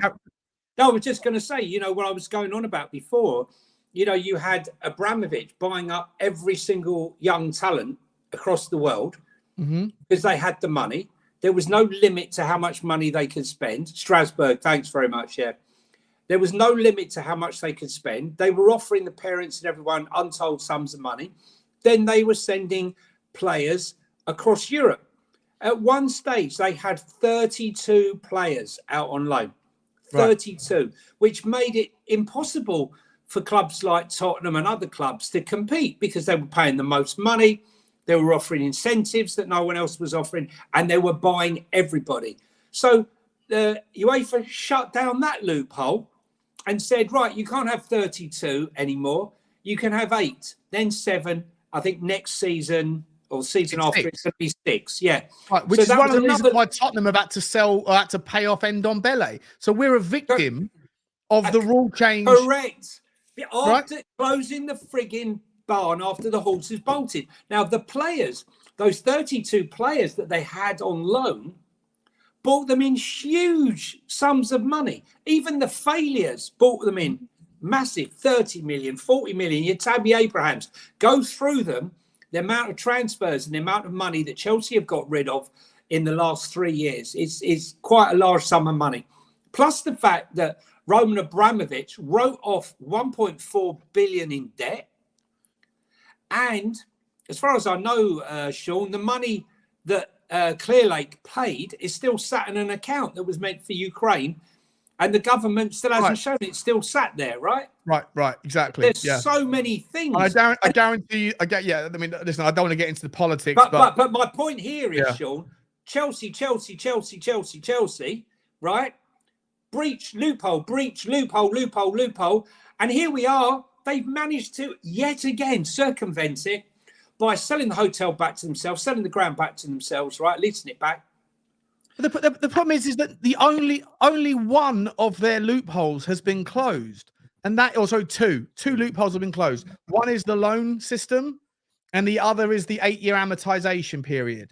The infrastructure selling between your sister clubs and sister businesses, that's still wide open because the people that went, hang on a minute, that we can't, like that's ridiculous. They rushed and put the amendment together, and it was so vague and broadly opaque that 11 of the clubs that wanted to say, yes, you can't do it, said, well, we can't approve this because you haven't been clear enough. So the lawmakers are basically not good enough at writing It's watertight. laughable. It's laughable. All of these loopholes are still there to be taken advantage of by Newcastle, by Manchester City, by whoever the next multi-billion pound, which is why I'm, the last couple that I've come up with, by the way, and I'm sure there's dozens more. Well, but the thing is, Sean, we don't work for the English Premier League, right? We don't work for them. Yet it's plain as the nose on my face exactly what's going on. Yet they're going to these meetings and they're doing nothing. And yet they moan. I had no sympathy for Everton, no sympathy for Forest. I had no sympathy for any of them because they knew the rules. They're at these meetings. They know exactly what's going on. Yeah. And for all the other clubs, why is no one coming out and saying, look, this is a joke, right? We're going to these meetings. We need a whistleblower to actually say it as it is because we all know it's going on and it's laughable. And if they do not punish the Leicesters and all these other clubs with a set fine, and Man City and Chelsea, I fear for how the game's going to go. Right? Like, put aside, because I'm like... Otherwise, sell the club, sell Tottenham. The rules are really clear around the 105, the loss-based auditing method that is being disregarded next year. That has hit Everton twice, and it's going to hit Leicester, and it's hit Nottingham Forest. But let's be entirely honest. 4-point deduction for Forest in the end.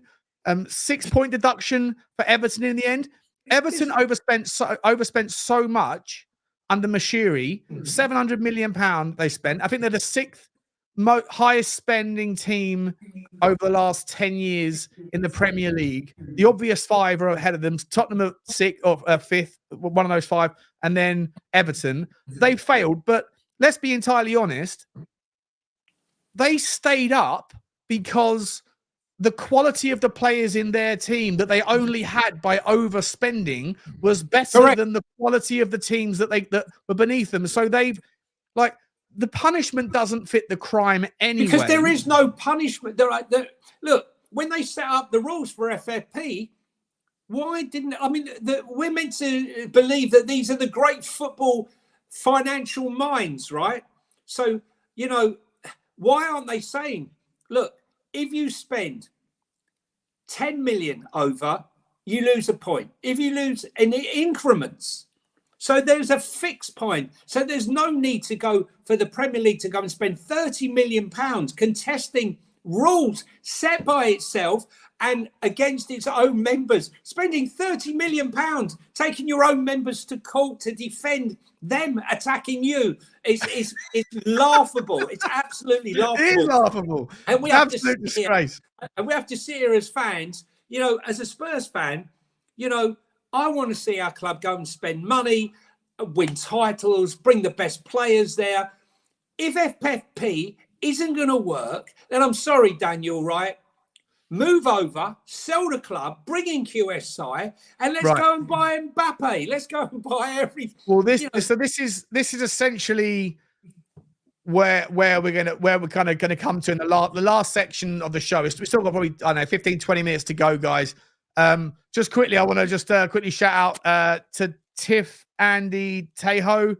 Thank you very much, my man. He says just a super chat to you because you are a breath of fresh air and serve the fan base with useful, interesting discussion that no one else does. Keep up the good work. Ignore the negative. Thanks very much, guys. Yeah, thanks. Appreciate that, Tiff. Yeah, it's very, very nice of you, my man. Look, it's just things that Johnny and I are really interested in, and I think it's important to have these discussions. And also, look, for what it's worth, as much as all the data that I put together and stuff, I'm doing my best with the information and with what I think is right and all this stuff I'm showing you. There might be some mistakes in some of the stuff that we're talking about here. There might be some examples where these aren't right or wrong, but it's unintentional. There'll be others. There'll be others, Sean. Don't worry. Yeah. That well, are on this list, they'll be brewing right now. They'll be cooking another one. I think that people like Todd Bowley and his cohort, and Newcastle and theirs, they've got the most money, which essentially employs the brightest and the smartest, and they are not wasting their time trying to close loopholes. They're trying to identify them. And just to finish off the 10 that I wrote down, so we got to the point where clubs with multi-club ownership can loan players with loan fees to help each other out if one of them is an FFP predicament. The next one, clubs with an MCO, multi-club ownership, can also sell or buy players at inflated or reduced market value to circumvent, i.e. what RB Leipzig and what Salzburg did with Sesko. And the idea, just the MCO model, the rules are loosening. So essentially what was really tight got looser and looser and looser. And if Seferin, the UEFA president, gets in for a further term, he is going to essentially loosen it even more, which means look at this season. Look at the debate for the last 6 months. What will it mean if Ratcliffe takes over Manchester United? Okay, what will it mean for his ownership of the French club if they compete in the same competition? And they did, right? They did. And they are. The same as City, and so what's going to happen? What's the Spanish team? Into the G. Girona. They're both going to compete in the Champions League next year, and Man United and Nice are both allowed to compete in the Europa League next year. And this is the whole point. What is the point of having a rule that isn't a rule? Because when the rule is challenged, because Man United with Nice, and like we said, Manchester City with Girona have come from nowhere to suddenly smash it in the Spanish league and play well above themselves, and they're going to be in the same competition. Is wrong. It's wrong. And if this carries on down this route, what's the point of having rules?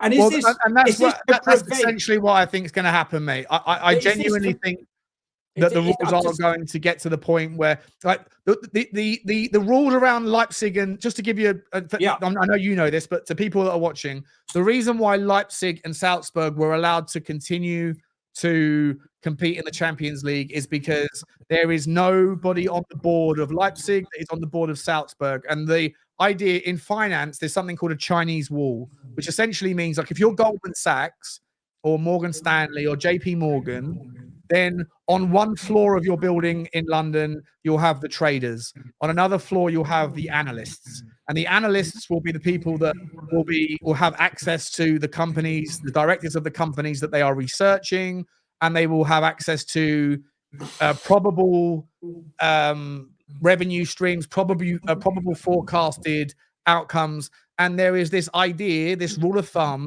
that essentially the analysts will know what the results will be before they are officially announced. But the Chinese wall means that the analyst is not allowed to go downstairs and talk to the trader and say, hey, by the way, X company is going to outperform, you might want to buy some, or X company is going to have a disappointing set of results, you might want to tell your clients to sell some.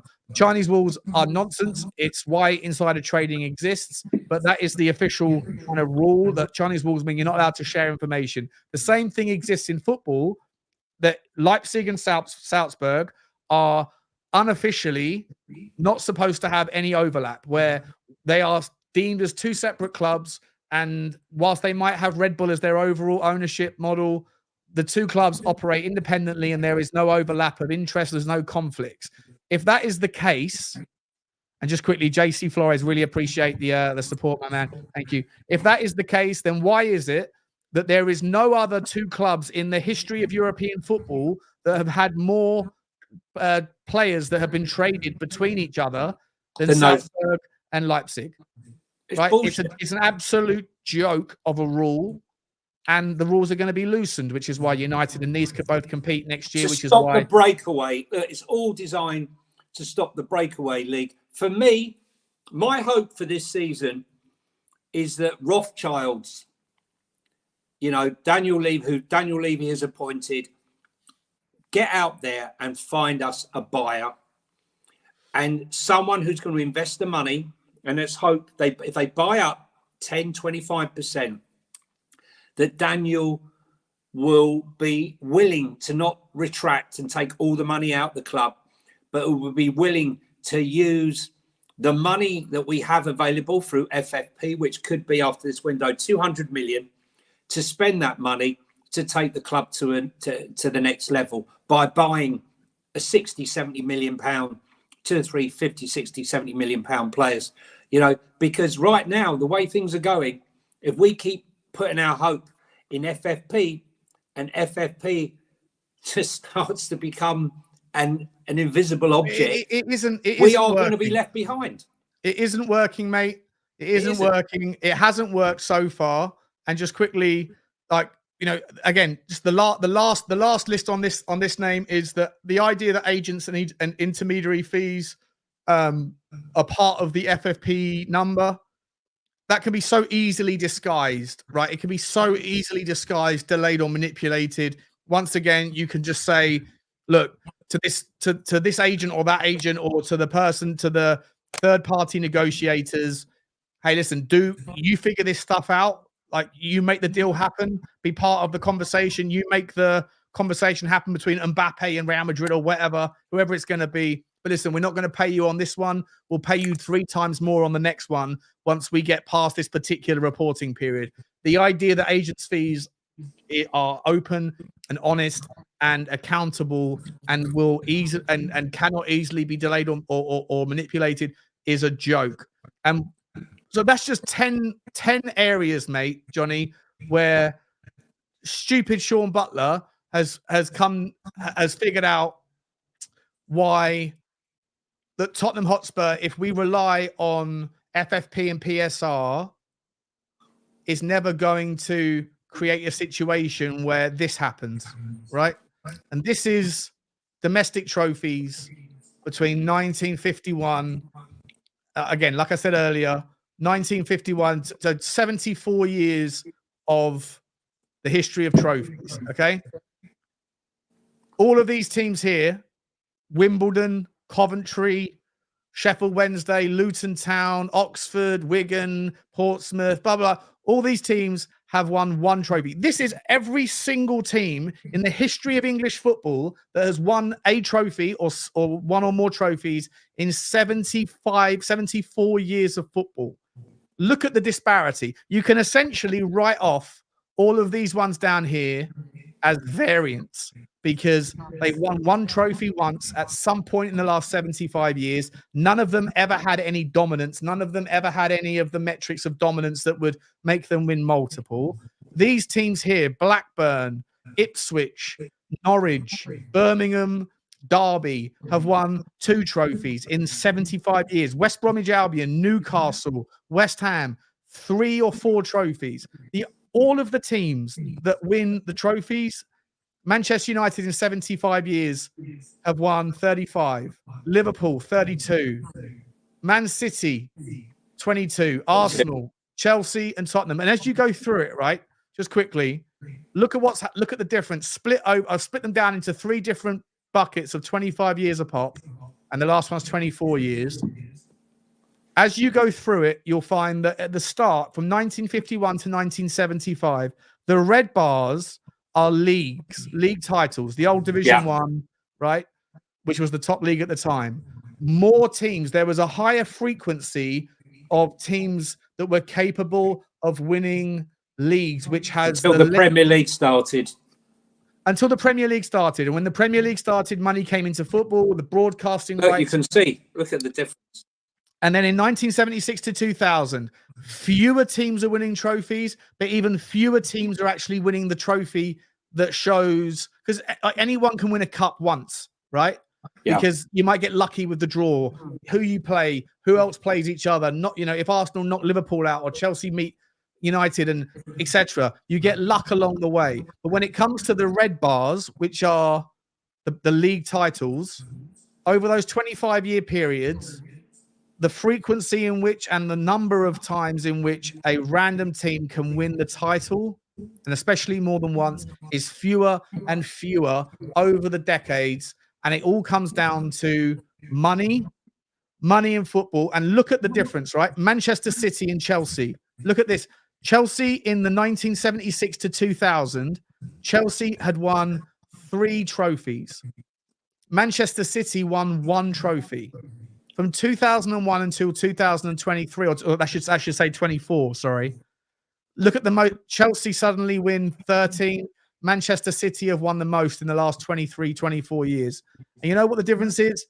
Chelsea in 2002, Abramovich comes in before the rule, buys everything up, and Manchester City get taken over by Sheikh, whatever his name is, Mansour. Could have been us. Could have been us, Sean. Could have been us. This trend is not going to stop. This trend will continue. There will be fewer and fewer Wigan, Portsmouth, Tottenham, Swansea, Blackburns, Leicesters. There'll be fewer and fewer of them. You know who the team that's been most affected by the impact of Manchester City and Chelsea? It's not Leeds. Tottenham. It's not Leeds. It's Liverpool. Look at Liverpool's numbers. Liverpool in the 1950s to 1975 were the second or third. In 1976 to 2000, Liverpool were the most successful team. Liverpool have been hurt. Liverpool have only won, I say only, but they've won 9 trophies. 9 trophies in 24 years, but 8 of those were the League Cup or the FA Cup. And 3 of them were in one season. The 3 of them were in one season, yeah. This is going to happen more and more unless either the rules become meaningful, they have teeth, they bite, they hurt the teams that are spoiling the game, or more and more teams just join the party and get sold to a bunch of trillionaires. And I don't know what the answer is, mate, but in a nutshell, as I say, as much as I am known in this community as being someone who defends Daniel Levy because I think he gets overly criticized, I acknowledge and I admire him for having the vision and the foresight to see where he thought the thing was going and preparing us for it. But in the end of the day, Johnny, it hasn't, PSR and FFP, it's not going to happen. Hasn't made any difference. And I don't think it will. And therefore, is it time for us to get on board with a new owner? Sean, even in these meetings now, they still have not agreed on a points deduction structure. It's pathetic. It's pathetic. 20 guys sat in a room, supposedly with a brain, right? You know? Yeah. Yeah. All with a vested interest and all with a different criteria and motivation, I believe. You know? Yeah, look, it's no coincidence that Aston Villa... Chelsea, Newcastle and City always agree on the same things. Aston Villa being a part of that is because, you know why? Their second investor is the richest man in Egypt, right? Yeah, he wants to spend the money. So, you know, this is why Manchester City, Newcastle are being very smart, trying to keep out the way of it because they're in the spotlight, so to speak. So they've left Manchester City with the threat that Aston Villa will join them because they want to spend as much money as they possibly can. But the Egyptian billionaire, the richest man in Egypt, is willing to spend whatever it takes. Yeah. And Aston Villa, to them, they're frustrated because they want to spend money, but they're having to sell Douglas Luiz. Douglas Luiz, right? They're selling Douglas Luiz and potentially replacing him with Weston McKennie. And Rondon. Is it Rondon? Not Don. Rondon. Duran. Duran, yeah. Duran. Yeah, Duran. Look, but they feel a little bit like Newcastle right now, limited. Maybe they're not quite prepared to manipulate the rules or haven't had enough time to kind of think about it. I hope they're not watching this stream. Maybe they'll go and do some of the 10 things that we looked at. But they're listing the 10 now, Sean. I know, yeah. What do you think of number 9? Let's employ Sean Butler. All I'm saying is there's probably 500 other loopholes that are there to be taken advantage of. And so the ultimatum here, Johnny, right, as someone that has always been like, I don't think Daniel Levy's got the right risk appetite. Clearly, ENIC haven't either. He definitely doesn't. They were visionaries in terms of multi-club ownership, but the rules stopped them from taking advantage of that. They were visionaries in terms of getting ahead of FFP, but if neither of those things are actually going to, if the multi-club ownership thing is gonna loosen and the FFP thing isn't worth the paper it's written on, then you know, should we be encouraging just like selling our soul and also getting on board it? And, you know, well, how do listen, you feel? Sean, I'll tell you what I feel. I think this was a plan that he envisaged 15 years ago. This wasn't a plan from 2 years ago. The plan was build a stadium.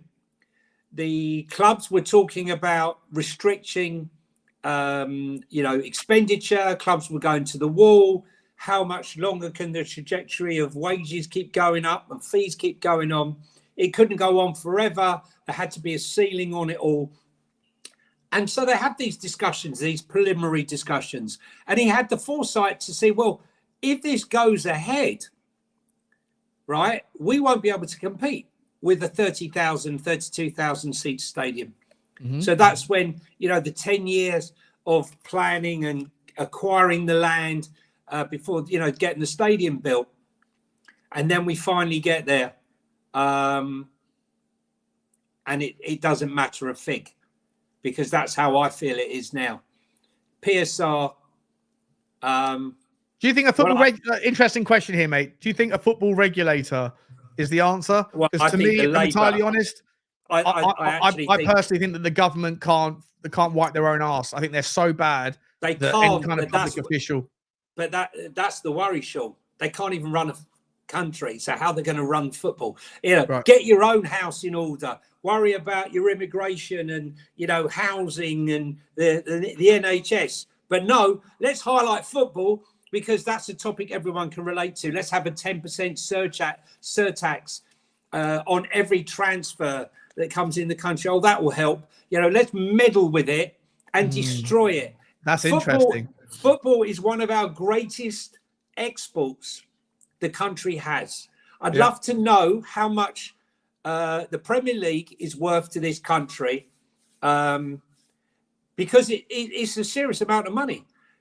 Forget the overseas rights, the money that comes in. You've only got to go down to Tottenham Hotspur on a match day to see how many people. I've stood with you, Sean, many times outside the club shop, and you can hear Americans, Koreans, Japanese, people from all over the world, excited to come down. It's bringing huge sums of money and revenue. People staying in hotels, people going to visit London, making a visit of it. And the government needs to stop meddling in that aspect. What it needs to be looking at is what we've discussed today, to make it an equal playing field. And I am all for taking a percentage of the money and letting it filter down to the grassroots. So small clubs, your local club that has, 400 or 500 people in, can survive, to a level where, where they can actually sustain a football club. It doesn't need to be huge. Yeah, I think the English system for sure has the best distribution in the pyramid. It's failing at the moment, Sean. At the moment, it's still not. But it's better than what goes on in Spain, Italy, Germany, or anywhere else. Yeah, right? yeah. But of course, it's an imperfect science for sure. Just sort of bringing this back to kind of Tottenham specifically, mate. This is obviously about Tottenham. I just worry that all of the signs, as I say, the Levy debate, ultimately, like I said at the start, it comes down to people that are Levy out. Look at the fact that we have only won one trophy in 24 years of Levy, and then look at the period from 1951 to 1975. Tottenham, if you can see right on the bottom left, were the most successful team during that period. Yeah. Right. Two league titles, bunch of FA Cups and a couple of league cups. And then over time, we've become part of the also-rans. When you look at the, I don't know why they call it the top sort of the big six, but like in terms of, this is that 70, and I'm sure, like I say, I could have gone back to the 1900s or 1890s. There's no point. There's teams there that aren't even Blythe Spartans. I mean, like Blythe Spartans. Blythe Spartans would probably be high on your list. There's only in 74 years, there's 212 domestic. This is not European. This hasn't included European titles, by the way, just for clarity. This is just domestic. Only 38 winning teams. 17 of the 38 teams that have won a trophy in 75 years only ever won once. 16 of the 17 of those solo winners won a cup. Therefore, the variance, I think Burnley's the only one that won one trophy ever, and it happened to be the league. But the vast majority of all of I've got so many things here I could show you guys. I'm boring you to tears. But in a nutshell, like the vast majority, 85.5% of all trophies in the last 25 years under Daniel Levy has been won by 5 teams. This is what we were talking about, Sean. United and Liverpool that have always been the most successful since the football began.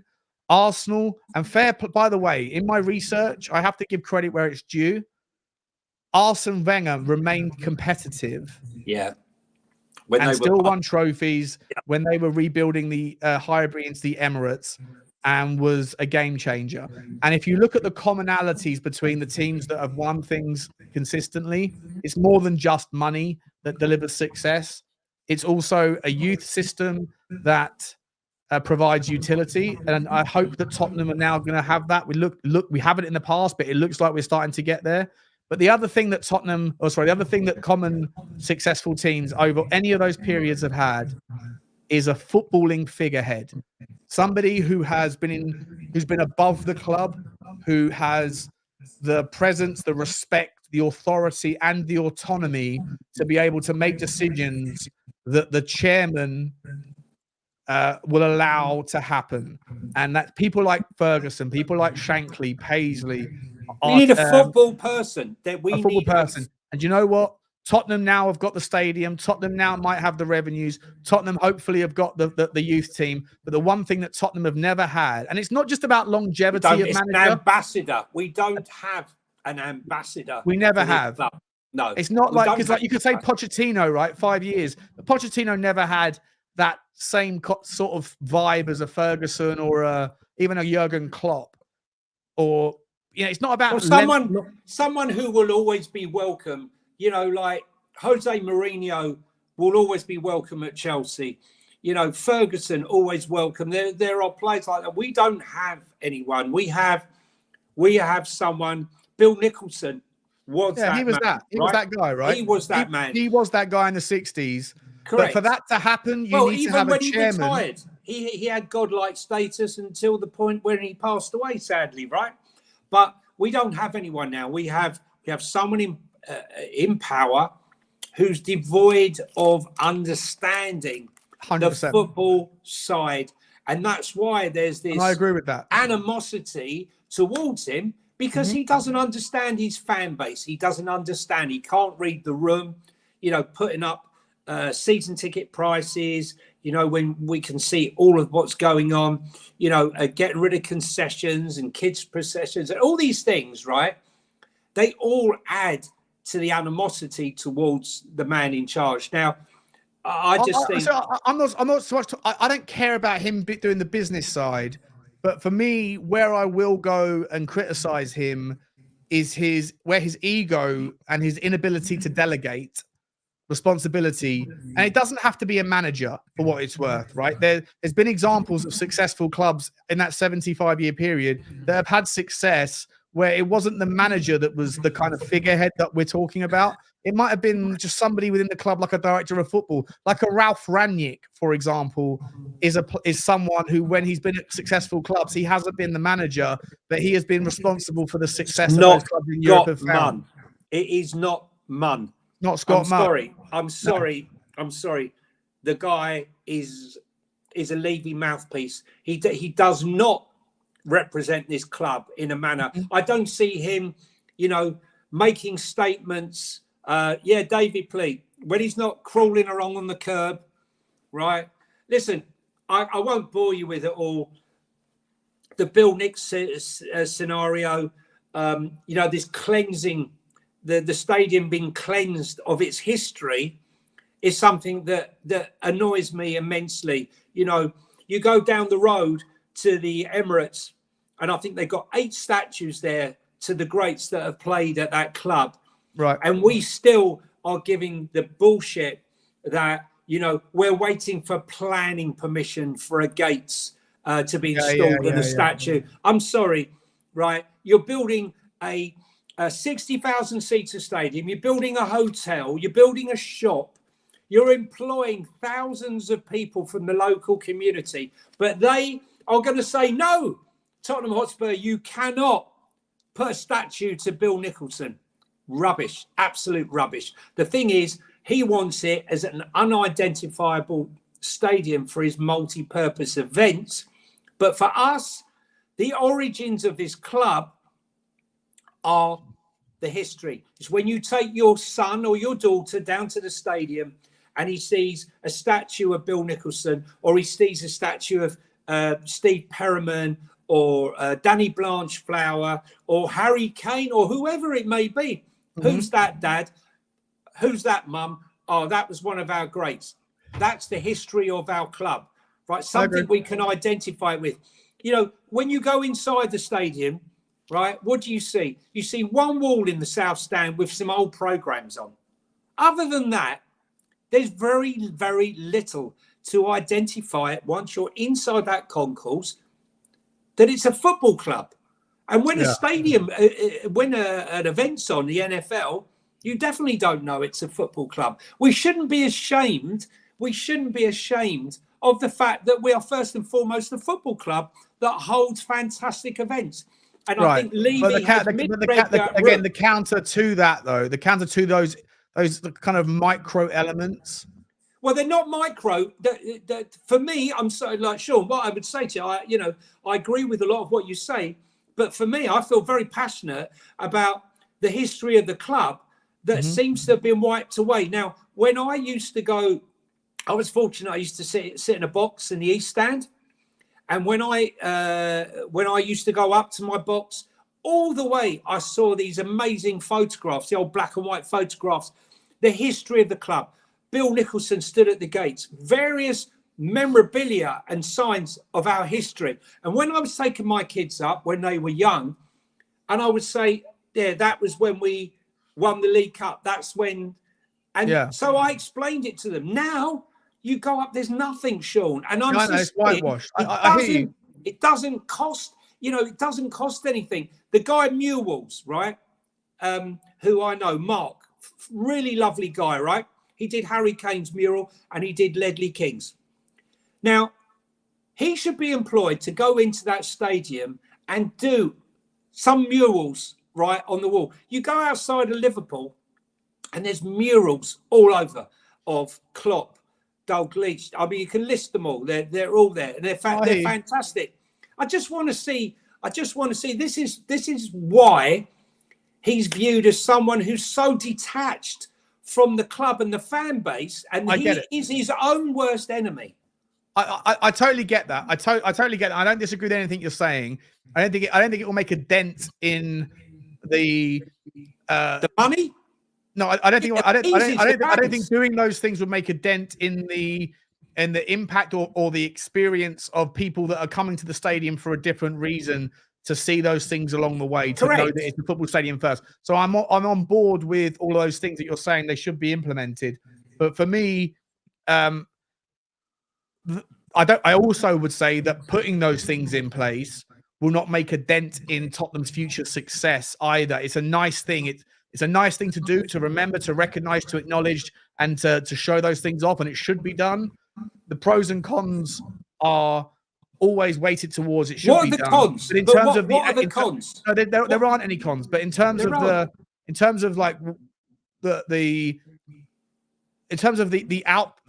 pros are not going to do much either, apart from some nostalgia, which is nice. But in terms of taking Tottenham back to a team where we don't just win a trophy once every blue moon, like what has happened in the last 25 years, like what I've shown you is the case for 70% of the teams that have won anything over the last 75 years. They are once in a blue moon, once here, maybe twice, maybe 3 times, but 85% of all of the trophies are still owned and operated by those 5 teams. And it was only 3 of them until 2002 and 2008. When Chelsea and City came along. To me, the solution around how does Tottenham not only win 1 trophy here or there, but how do we get back to winning, 2 or 3 a decade? How does that happen? Well, that for me requires something else. And it requires two things. For me, we hopefully have the footballing, the financial stuff getting there. It might require a takeover or an investment and getting on board this whole kind of this thing we've been talking about for the last 2 hours. It also requires Daniel Levy to allow for someone to be the statesman, the figurehead, the captain of the club from a football perspective, trying to identify someone. And that doesn't start with just longevity of a manager. I don't mean give Ange the keys for 10 years. I mean, you need someone. Alex Ferguson was bigger than United almost, right? Paisley, Shankly, these Shankly, guys, these guys they had autonomy. They weren't the money guys at the club. This was before money anyway, but it wasn't about how long they were there. It was about their ability to understand the football club, be ruthless with decision making. Arsene Wenger had it, right? But do you think Liverpool have cleansed Shankly out of their stadium? No, he's there front and centre. You know what we are to dare is to do, right? To dare is to do. You know, round the stadium. The other thing I have a thing about is at the training ground. At the training ground, when you come from Brazil or you come from wherever and you don't know the heritage of the club and the history of the club, what better way to do it than to read some of the quotes from Bill Nick as you come down the corridor, those cleansed, hermetically sealed corridors with no soul. Reading. I hear you. I hear you. What his ethos is. It's an easy win, and it only has positive outcomes. I totally agree with you on that. But for me, beyond that, and I think you're right. Put the statues up. Remember the history. Celebrate the history. Promote who we were. Promote who we should be and we want to be. But on top of that, my conclusions from the research I've done recently about all of this stuff we've spoken about tonight is that two things need to change at Tottenham. One of them is Daniel Levy needs to demonstrate to us more than in just words that we've read from Ali Gold or whoever else who says Daniel Levy is distancing himself from the footballing side of the operation. No, demonstrate that. Show us that you are separate. You're the business guy, bigger picture guy. You're seeing the way the world is moving. Great, brilliant. You've done very well. You're very impressive with that stuff, right? But find someone who is football, who can be who can be Al Ferguson, who can be Al Wenger. Someone we can relate to. Can we relate to Scott Munn, a guy who's not even in football? Haven't even heard him, seen him. He's the silent guy. I keep checking under the table just to see where he might be hiding out. He doesn't come to the fore. He hides in the background. He's meant to be the voice of the club. You're not the voice. I get told he's the administrator. Well, he's administrating something, but suddenly the club's silent. There is no figurehead. There's no figurehead. There's no footballing figurehead, and it doesn't need to be a manager. It doesn't need to come from longevity in charge. Those things are not like two things can be true at the same time. You can have a long-term manager, but you also, and it doesn't need even to if it's Ledley, even if it's Ledley King who's being wheeled out, to do press conference and understands football, someone that has the authority to make tough decisions, someone that has the trust of the league, but that requires Levy to have an ability to delegate, and I think he's a megalomaniac. You can't. He's an egomaniac, right? And the second thing that needs to happen is obviously either the rules around PSR need to bite, or maybe we need to shake hands with reality and think if that's not going to happen, then financially Tottenham will need to move into multi-club ownership, move into a world where we can access the loopholes, and that requires a different risk appetite than we currently have. I mean, I'm reading some of Bill's things. It's better to fail aiming high than to succeed aiming low. And we of Spurs have set our sights very high, so high, in fact, that even failure will have an echo of glory. There's things. We must always consider our supporters, for without them, there would be no professional football club.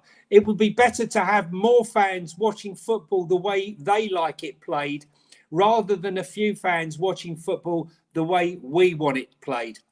Love that. There is no use being satisfied. Johnny, can you hold the fort for 2 seconds? Is that okay? I'll just read out some more. There is no use being satisfied when things are done wrongly. we should want perfection. Any player coming to Spurs, whether he's a big signing or just a ground staff, must be dedicated to the game and to the club. He must be prepared to work at his game. He must never be satisfied with his last performance, and he must hate losing. Some of them I'm not so sure. If you don't win anything, you have had a bad season. Well, we've had 23 bad season. I don't know. Listen, I think we need things to change. He needs to. Levy just needs to get in touch with the fan base, but he's so detached from the fan base. I think it's irreparable. And for me, I would be delighted if over the next few weeks, hopefully before the transfer window closes, is if we get a cash injection and an investment, and hope that the future is going to be a lot brighter than us discussing meeting FFP and how much money we've got left over to spend that we're not going to spend. It's got to change. Yeah, sorry about that. I'm out of breath now. That's all right. And so Johnny, I hope this show has been dry. I need a cup of tea. Yeah, I think I might have missed a super chat here. I'm so sorry, Grandmaster Hinky, Grandmaster Hinky. What's the deal with the font? Was Comic Sans not available? Yeah, sorry about that. I was putting it, whatever, just using it. I wasn't sure if I was ever going to show it on screen, but as it came up, I thought I would. Kudos to you for all the research, and the conversation is enlightening. Thank you. You're very welcome, mate. Very much appreciate the super chat. The donations very, very well received, and I'm very grateful. Johnny, look, it's been 2 hours. I think we put the world to rights a little bit with regards to PSR and FFP. I have concerns around whether or not it's ever going to have any teeth. And consequently, when you get back to the valuation of Tottenham, which was the original point from that whole Swiss Ramble article, if Tottenham were to be sold for a world record amount, in a nutshell, mate, summarize how you feel.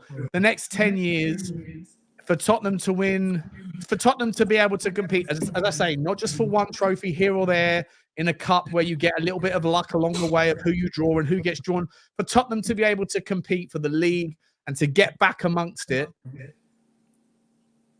Can we do it with the track and the train and the road that we're currently on, or is it going to require a different owner, a shared ownership, changing of the rules? How do you see us becoming more consistently competitive? Joe Lewis is not going to invest any more money. The money's the shares are stuck in a trust in the Bahamas. The beneficiaries being his children. They will sell at some point. Whether Levy will sell his 24% or what have you, I don't know. Maybe the investment is such where they will buy Joe Lewis's shares from the trust. I think that will happen eventually. I definitely think it will happen in the next 10 years. I can't see his daughter taking over. There was lots of rumours over it, but I can't see it. So I would say that inward investment is a given.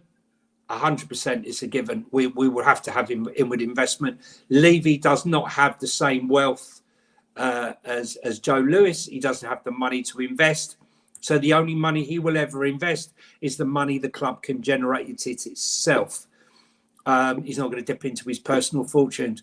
So I think we could be in a situation where we could get someone like a QSI who would be limited to only buying 10% of the club because of their ownership of PSG. They're very limited with PSG. Every year in France, they break the rules and they pay the fine to the French league. It's a £64 million, I think. Yeah. 64 million euros fine to a guy who's worth 700 billion. Yeah. Okay. Well, we'll break the rules. We'll break the rules every year, and we'll just give you 60 million. Right? Laughable, right? Okay. Yeah. Nothing else happens. But they'd like to dine at the Premier League table. So buy the 10%, sell your PSG, and then come and take over Spurs. That would be probably the best case scenario.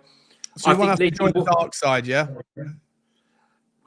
If we could have a better option, I'm all for it. I'm just giving them as an example. I hear you. I hear you. Listen, I'm with you. I don't want to leverage buyout because they say be careful what you wish for because it could be worse than the person that's there already.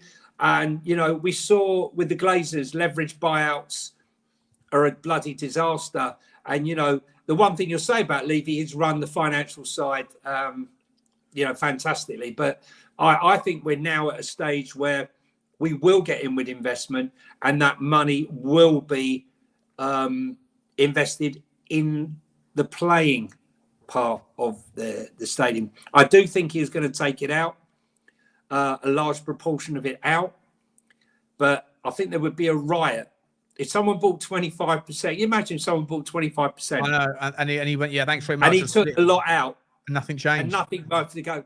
Well, but look, to be entirely honest, like you still are limited by what you can do with the revenues that we have. But there's another option, right? Like you can do what Chelsea did, which is go out to Brazil and buy up every 16-year-old that's got a decent right foot on him. But they can't leave until they're 18. You can do all of that stuff, right? And then you can go and buy football clubs.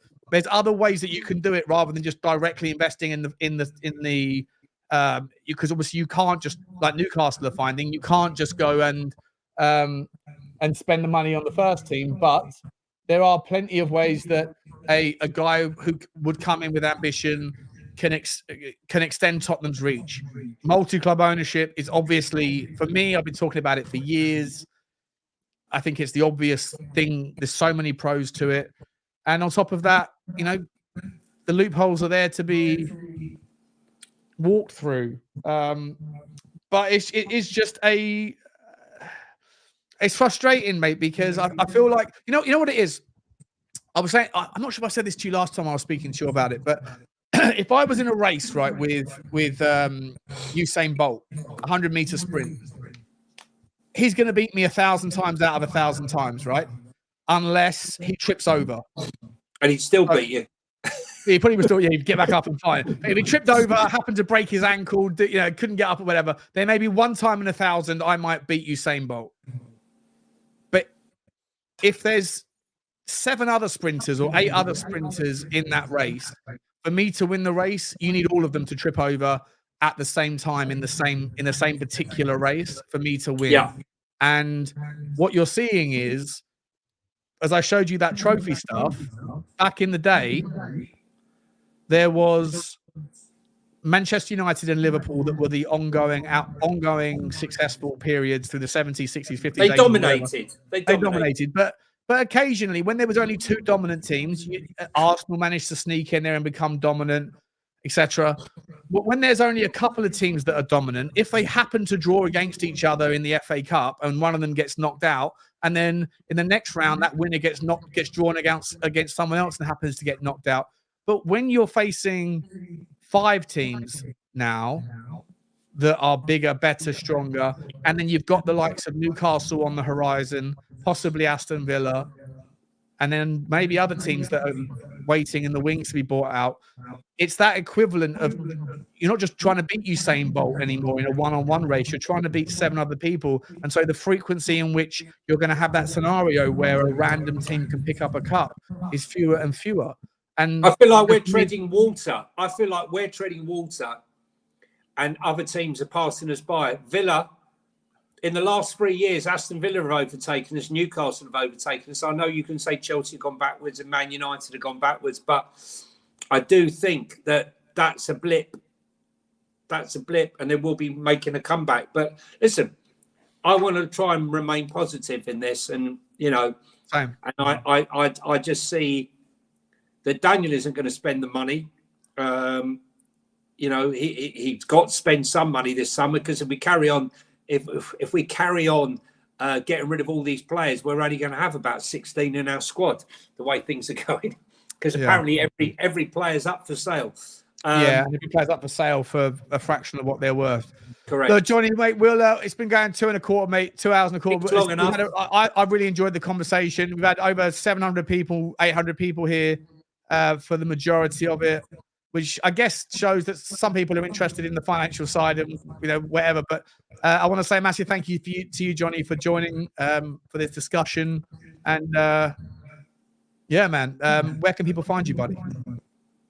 Just follow me here, Johnny H3232 on my Twitter, obviously here with you. And if you go onto my profile, you can link onto my Instagram account where I post a lot of videos and stuff from games, away games and stuff, and longer videos that you can put on Twitter.